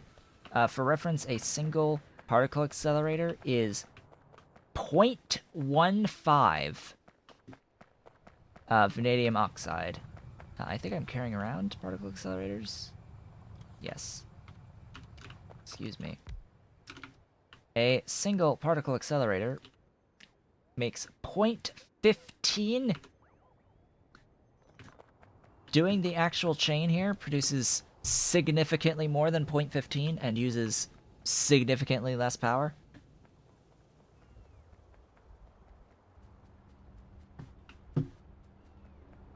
Especially after the changes that'll be coming to the particle accelerators. Granted, I am very much looking forward to there being a Mark II, 3, and 4 particle accelerator, because that's totally going to be a thing soon. There will be increased mark levels of the particle accelerators. Where are my particle accelerators? That's a good question.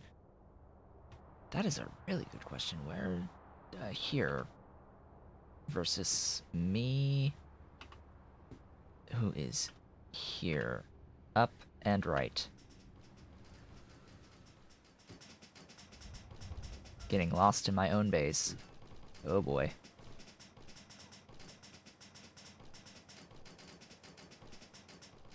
We have not even gotten the worker robot speed 4 yet. Like, I really want this tech.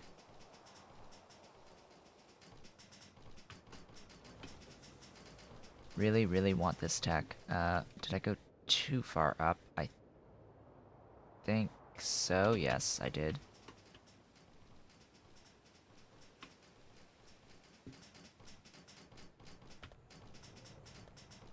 Head on over to here. So I don't need these. I don't need these anymore. For this, like, 0.3, I'm getting all of my stuff. So why bother spending the rayon on the proton receivers? Or on the crystallographic substrate for the proton receivers?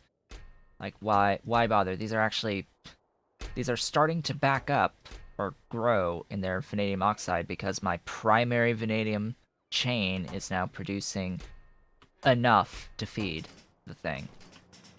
Yeah, and I just need more boron as well. Like, I need boron. Speaking of,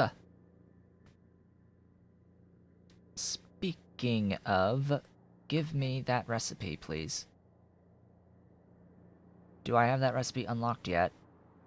I don't. Do I? I do. Yeah. Hey. How about that? That'll be what I do here. That shall be what I do. This is going to need this stuff. Fine carbon dust. This is like ball milled coke. Fine carbon dust. Yeah, it's just ball mill coke. And it can be productivity moduled, so that's fine. This is going to consume 0.67 of the stuff. So, like, that's just a joke. I really don't care. Just do one building of that, and hey, we've got more boron that I'm able to produce now. More boron than my actual boron chain. Whee! For, like, non-existent amounts of coke. Like, non-existent amounts of coke to feed this. Yay, actual boron. Now, let's make this clear. What does this actually mean?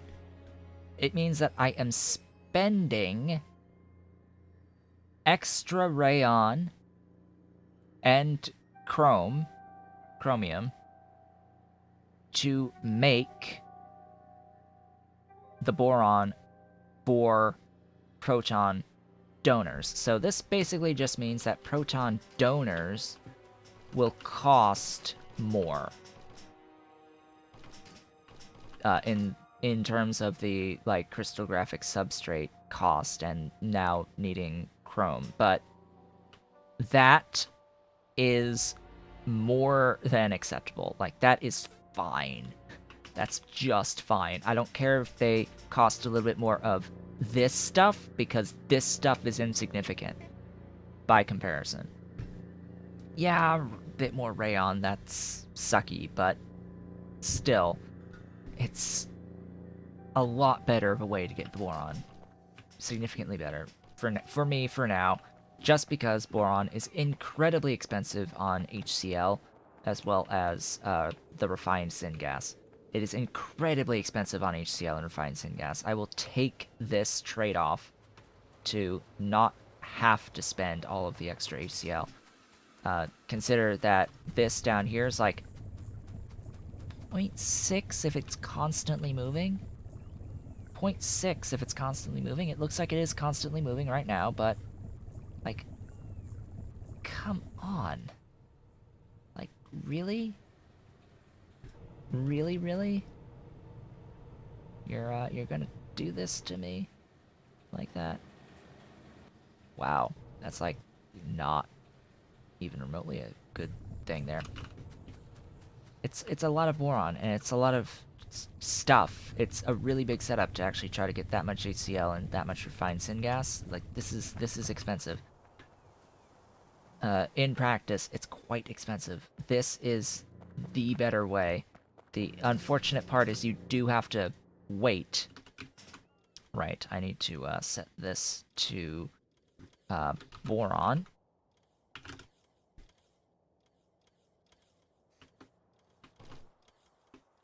To actually output boron from these properly.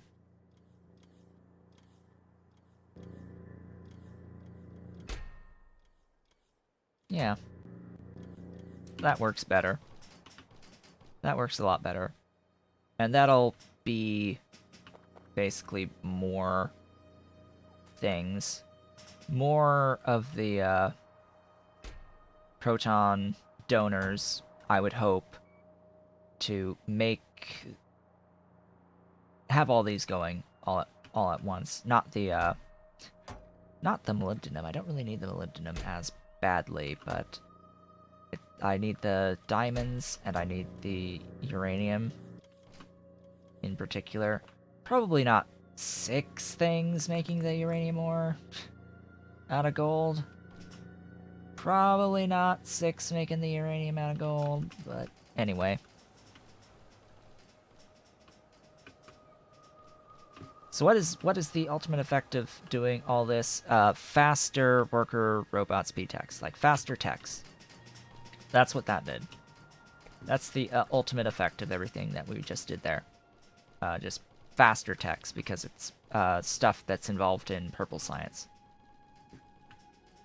A little bit faster, and it'll take a little while to, like, really come into its own. But, yeah, so that's that. Better, slightly faster purple science for my techs.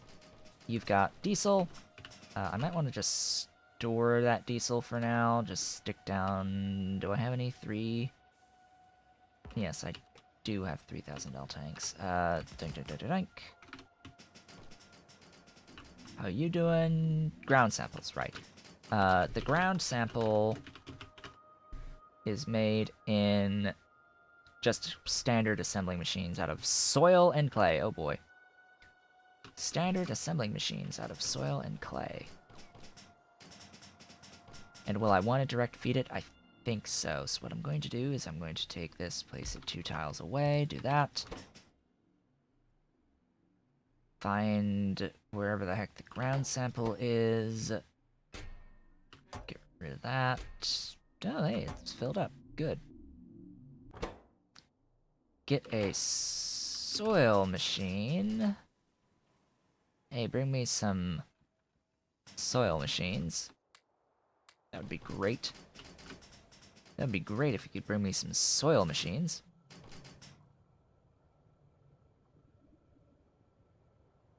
Slowly but surely. This will be another 55, a plus 55% to worker robot speed.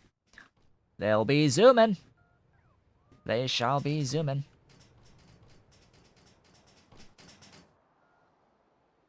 I have 5,500 free Logibots right now. Once that tech hits, it'll probably free up another couple thousand. Just magically, they won't need to be all used as much. And the side effect of that is better UPS. That actually means better UPS in the end, because it's less things doing stuff overall. Less number of bots on screen running calculations and all that good stuff. I don't need those. Held on to. I have the things. I have the things. I have the things. Where was I? Right up in here. Down to at least... 2.5, huh? 2.5, huh? Alright. Sure. Not that. They're totally gonna bring that.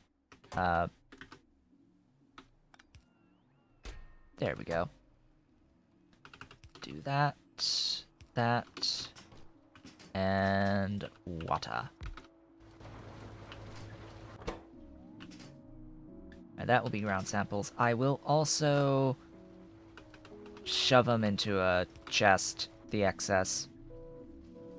Because this requires 1, this is making 2.5. So I will absolutely take the excess. Once this fills up, it will start filling the chest, and I will fill the chest. Because we probably want to start doing green science on the network at some point. And this will help in that. So, hey, it's a Knellgas. Hey, let's store some of this Knellgas. Yeah. Knellgas. The Knellgas.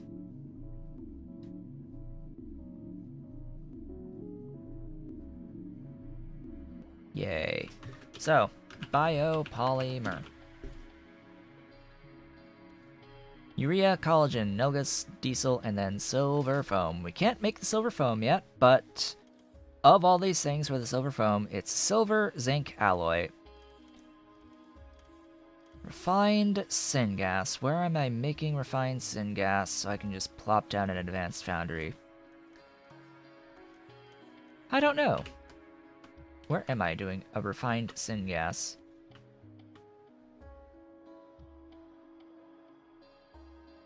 Maybe I just do Tholins.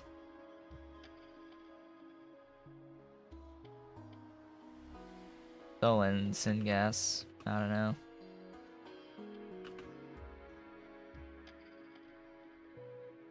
Because that's just the easy way.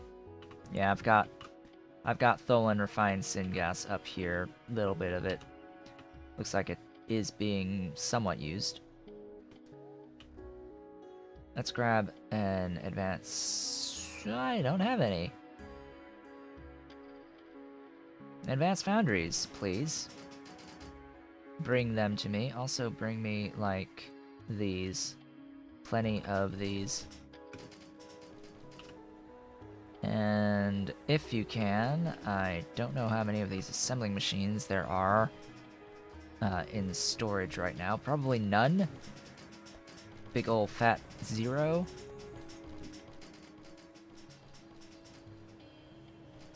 I'm assuming that it's 0 because they are ingredients in these. Oh. There are apparently 6. Oh.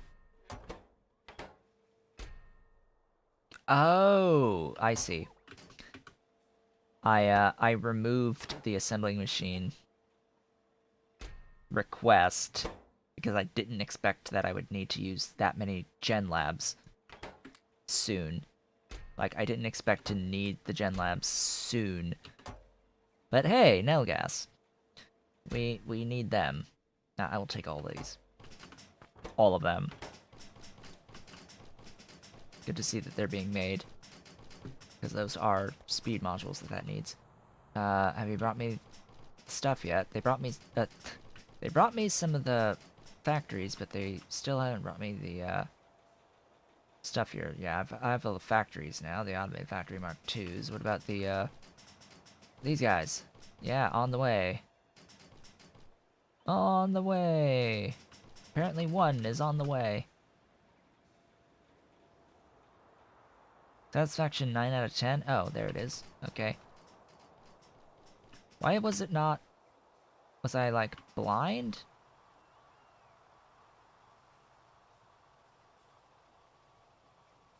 It's not highlighting in the inventory anymore.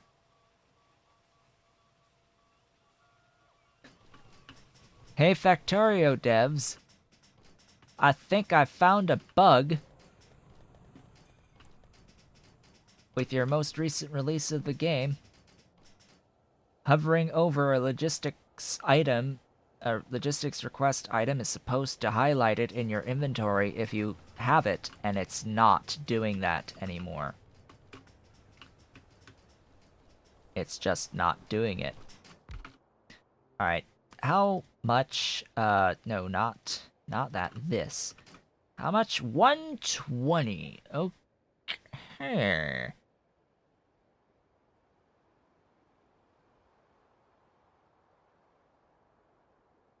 That's a lot of syngas. That's a lot of refined syngas. That's a lot of silver. That is a lot of zinc. Oh, thank God.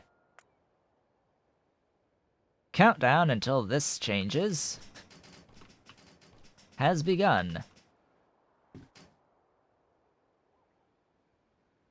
Alright, well, it's a factor of 10 between the silver and the refined syngas into the silver-zinc alloys, so why am I even doing this? That, go ahead and do the request, even though I'm pretty sure we're not going to be, like, actually pulling in any silver anytime soon. That there. Refined syngas.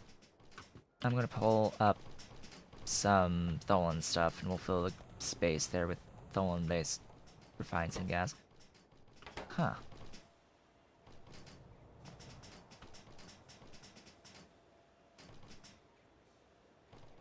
Tholens, wherefore art thou?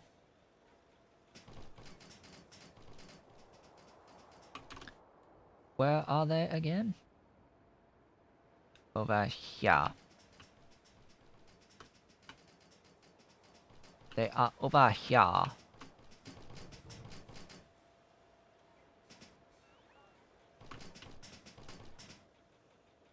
Oh, I don't... Oh, right, I'm like... I need like 62 of them to finish this crap. Yeah, all this is being done up here for more organic solvent. That I don't even need. Yeah, all of this is for organic solvent.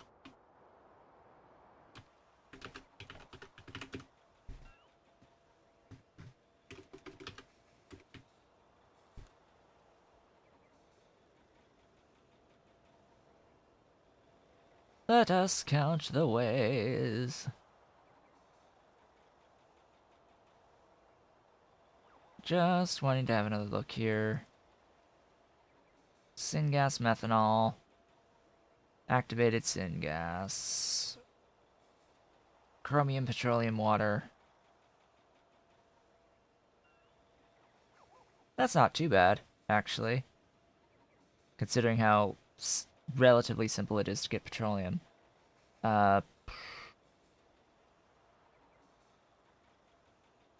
FTS reactor, huh? And you get tar. Like, okay.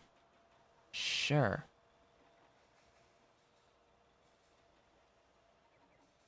So basically it's syngas methanol to get acid gas, CO2, refined syngas, water. That's like the way currently. Rectisols. Am I carrying around any rectisols? I don't think so. Let's pull in some of those.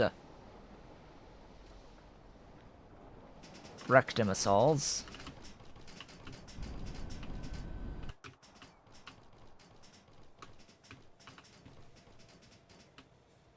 Wherever they are being made. Rectimasols. Where am I making those? Let's play Spot the Icons. Let's play Spot the Icons. Wherefore art thou? There they are. Right next to me.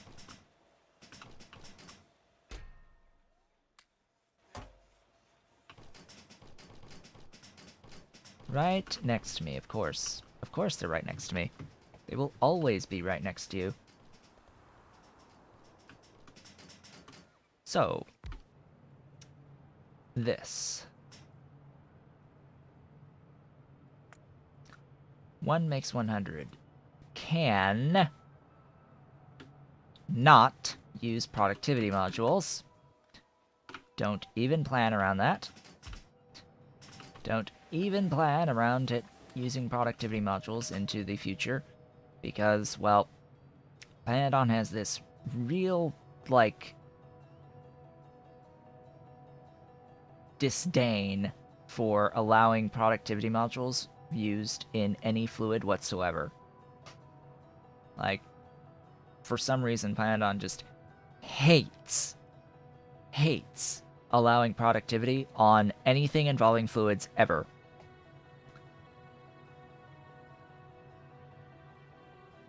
Just for some reason, it's completely logical. I don't know why that is. It's complete BS, but that's Pyanodon just doesn't like allowing productivity on stuffs and things. So I'm just going to assume that this will change and go with this. Although, might add speed. Yeah, speed is good. Speed is great. Although I don't need speed because we are down to 84 here now. Yeah. Syngas, methanol. Methanol is nearby-ish. The syngas is literally right here. So that's convenient. Convenient syngas is convenient. What about methanol? How convenient is the methanol line?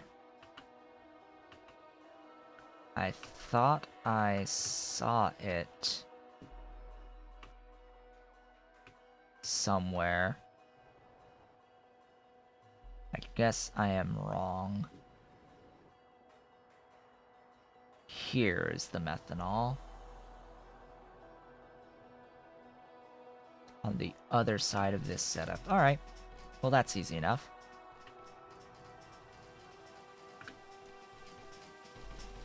I will go grab this. Right here. This line appears to be free? Yes. So what I can do is that.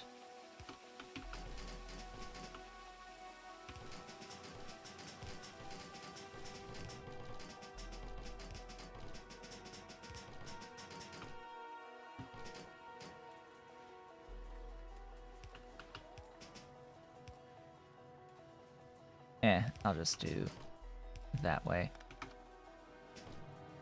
So, yeah. Stuffs and things go there, and then acid gas, the water will be just dumped. The water will be dumped, the CO2 will be vented as well. And then the acid gas. 65 acid gas per second. How is the sulfuric acid that's like right over here looking? It can use more, so we're going to convert that acid gas into sulfuric acid. That's what we're going to do. 65 per second, that's 3.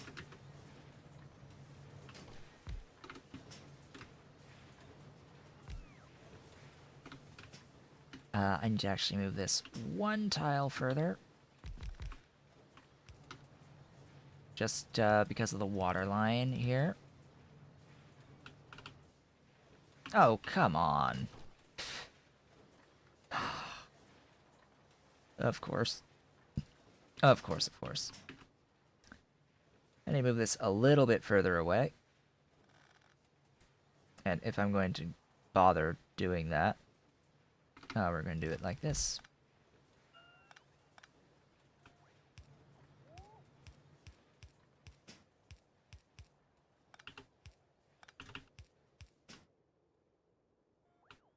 Doink. And power, power, power. Stuffs and... Ooh. Minor convenience.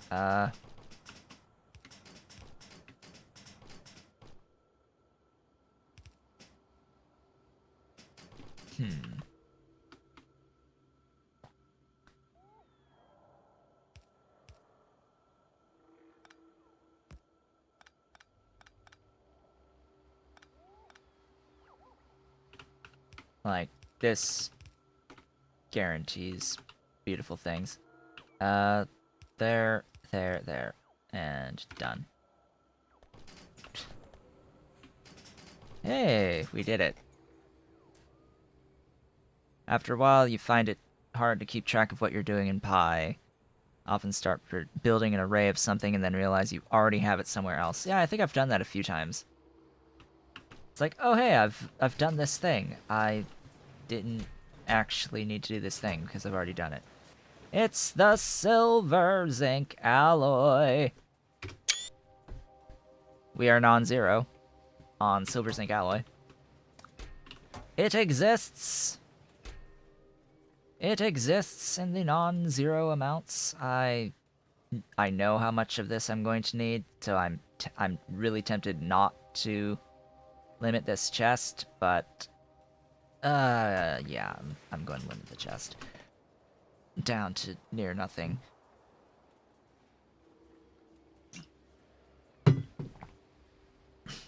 Now what?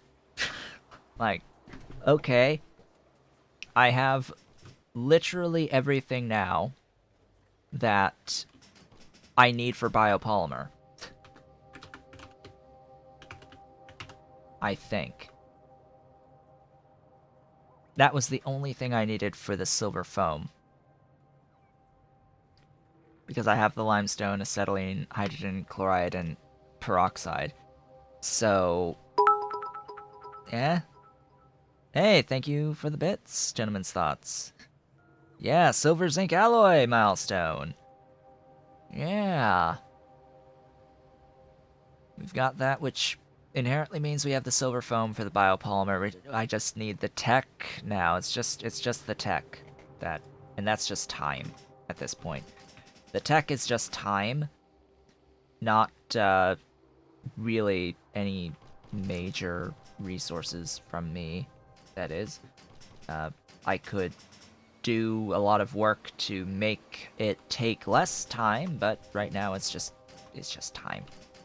Time is the only resource here.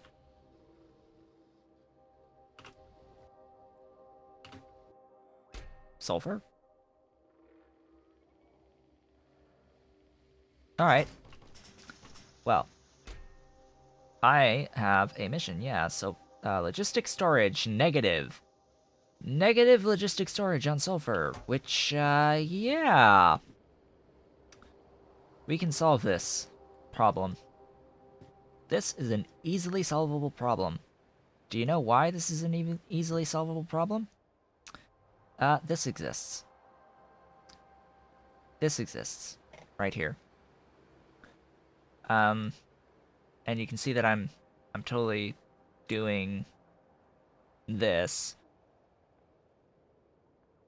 for the sulfur out of the petroleum. But I'm not using all of this petroleum. I should use all of this petroleum.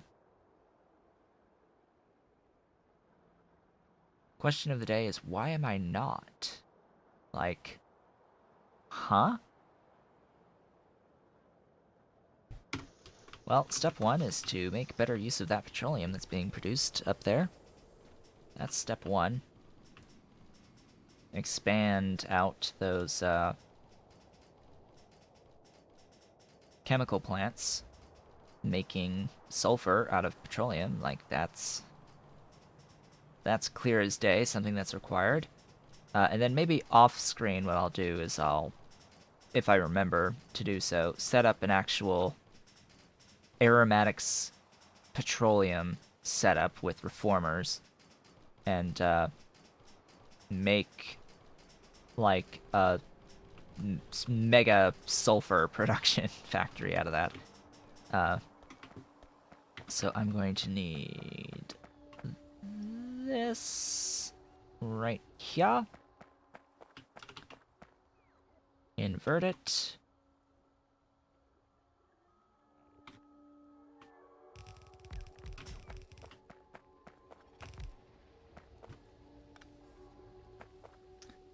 And into chests directly, because sure, why not? So that's like 8 now. 132. How much am I actually making down here? 100? Up to 100? So, I'm fine with that. I'm fine with that. This, I think, at one point had productivity modules in it, so I can't really take the 142 into much account, but if I wanted to add a third reformer here, I might be able to get away with it. It would not operate at 100%. But yeah, so that's a little bit more on the storage of the, or the production of the sulfur. Just a little bit more. Huzzah.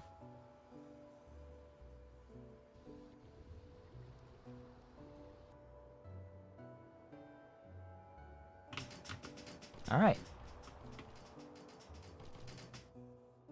A lot of that sulfur, by the way, is actually going into sulfuric acid production. And I should try to scale that back, get better ways of getting the sulfuric acid set up out of acid gas. And yeah, let's just say that we're going to do that through the production of tailings dust. And then what we'll do with the tailings dust is we're going to separate it into coal dust and iron and copper ore, and I'm going to figure out what heck I'm going to do with that iron and copper ore.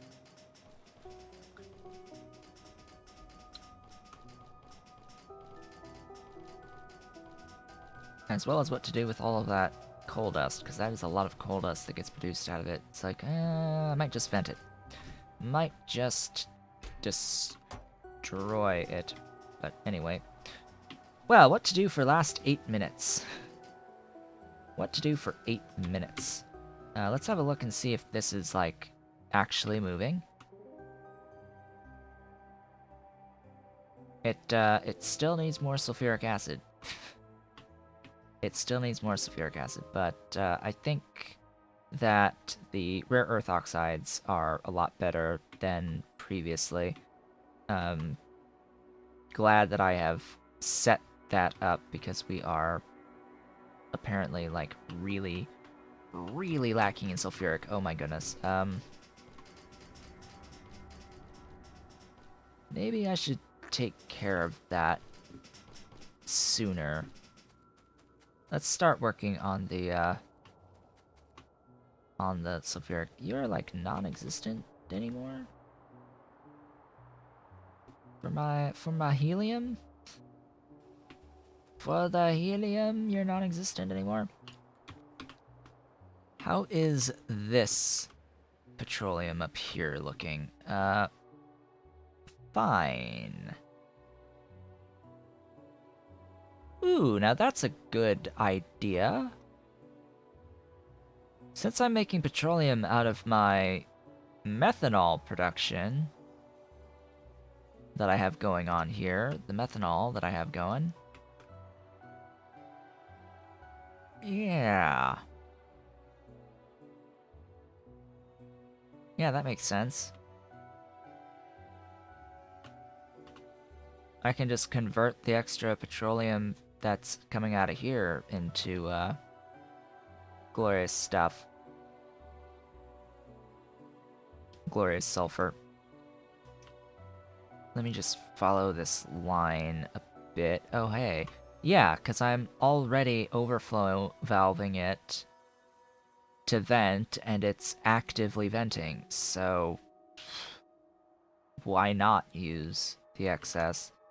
And I've got even more petroleum coming out of this gasoline production, because that's how I'm getting the light oil, is olefins and carbon dioxide into light oil and petroleum. So yeah, that's the thing.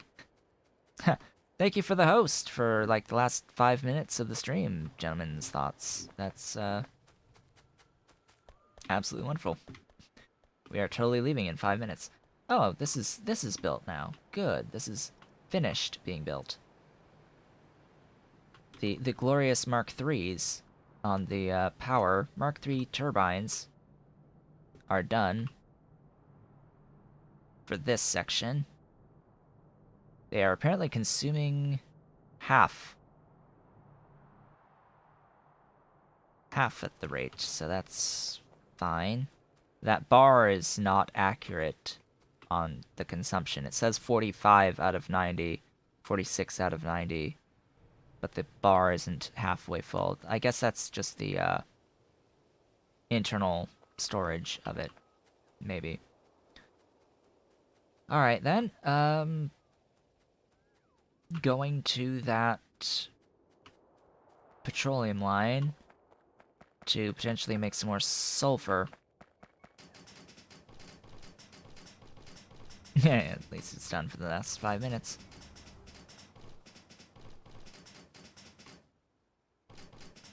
So let's go find this petroleum line that exists somewhere up here. It's up here somewhere, I just need to figure out where. And then, like, make stuffs. It might be over one. Let me have a look-see. No, it wouldn't be that way, it would be the other way. It would be to my left. A couple.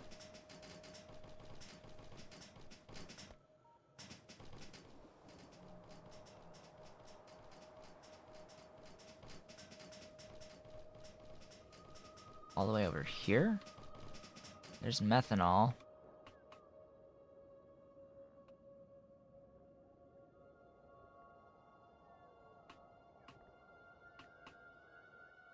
Yeah, there's the petroleum.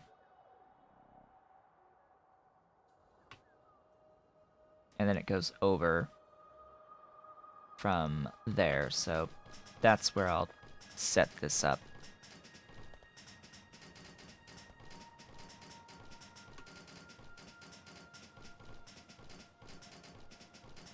Right up here. Oddly enough, it's with my nickel. Oh, because that's exactly what I'm doing to get sulfur for my nickel. Oh. Well, that makes a lot of sense, actually. That makes a lot of sense. Okay. Let's, break it temporarily. So that we can do this.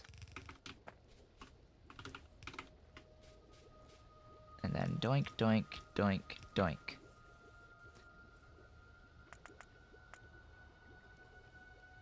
Might not want the productivity in these, but eh. Just eh. I'll add another one, sure. We'll have 5 in here.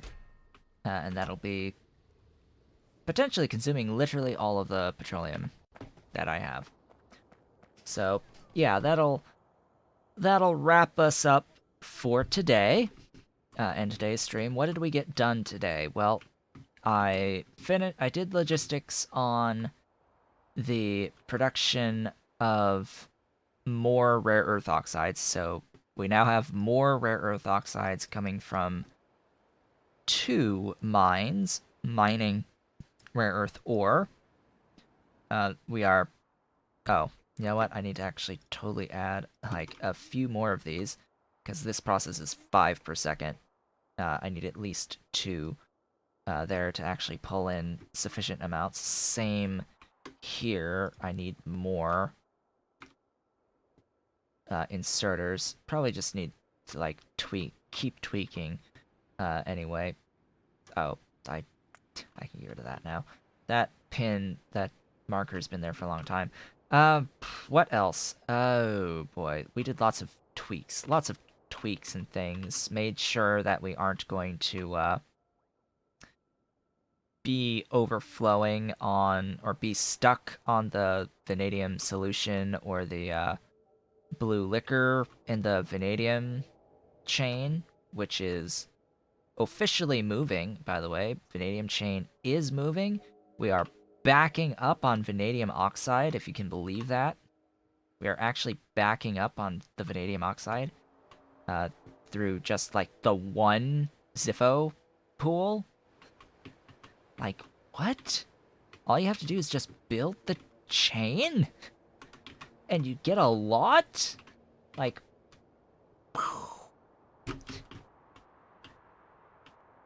we took our ability to get a lot more vanadium and applied it to the current particle acceleration that we are doing, if I can ever find it again. Where was that again? To the current particle acceleration that we're doing, and switched over from vanadium oxide and particle acceleration over to boron, actually, so that we can, you know, have boron to make more of the of our glorious proton donors, converting proton receivers into proton donors. That's basically what we're doing with these particle accelerators. And now it looks like we're actually... Our limitation on our uranium is the amount of gold we're making, so there's that. And now the diamonds are flowing. The diamonds shall flow, as well as the molybdenum. So now we have made, or are making, plenty of the proton donors and all of that good stuff. And yeah, did other various tweaking, expanded sulfur production, and all that good stuff. Started making non-zero amounts of Silver-Zinc. Where did I do that? I did that over here. So Silver-Zinc alloy is now being made in non-zero amounts, as well as we are making some other stuff. Yes, other stuff is how I will word that. Just be so very generic in how everything is worded. Where am I? Where did I build today? I know that I built around here. Some things. Thingies got built. Knellgas. Knellgas! Yes, that's right. Knellgas got built today. Knellgas with diesel. Diesel out of aromatics, hydrogen, and chrome, making use of the light oil refinery. So Pyanodon, hey, here it is. Here's the light oil refinery being used. He complained about people not using light oil refineries a little bit ago. So, well, here it is. It's being used to make diesel. And then here's some Knellgas bacteria being produced out of glorious things. I just apparently need more stuff. Why do I not have the rich clay? Oh, rich clay? Wherefore art thou, rich clay? Oh, I totally used the wrong thing here. I will fix that off screen. With that, I would like to thank you all for watching. This has been Otaku Showboat. If you have enjoyed this particular stream day, and you are watching the VOD, please don't forget to comment, like, subscribe, and hit the notification bell. As well as head on over to twitch.tv/Otaku Showboat to leave a follow to be notified when I go live. Sundays, Tuesdays, and Thursdays. from 10 a.m. to approximately 1 p.m. U.S. Eastern Time. You can follow me on Twitter at Otaku Showboat. Visit my website at otakushowboat.com. Become a patron on Patreon at patreon.com/Otaku Showboat. Join my Discord through the link in the description below the video or through !Discord on Twitch chat to join me there. And yeah, I will, of course, be back on Thursday with the Morrowind stream, the weekly Morrowind stream on Thursdays. And then, as a reminder, in 2 weeks, with the release of Pokemon Sword or Shield, and Shield, I should say, all streams at this point in time are going to be preempted for that releasing. So I will be streaming either Sword or Shield. There is a poll on the Discord, 2 polls actually, for which version to play as well as which starter to use in that playthrough. So go over there and let me know. And if I manage to raise about $100 in total across all the various revenue streams, including Twitch subs and Twitch bits and Patreon and direct tips, I will, instead of preempting my content, stream at a different time the Pokemon content later in the day rather than preempt the current stuff. So, with all of that in mind, again, thank you all for watching, and I hope to see you all on Thursday for our Morrowind stream. I will see you all then.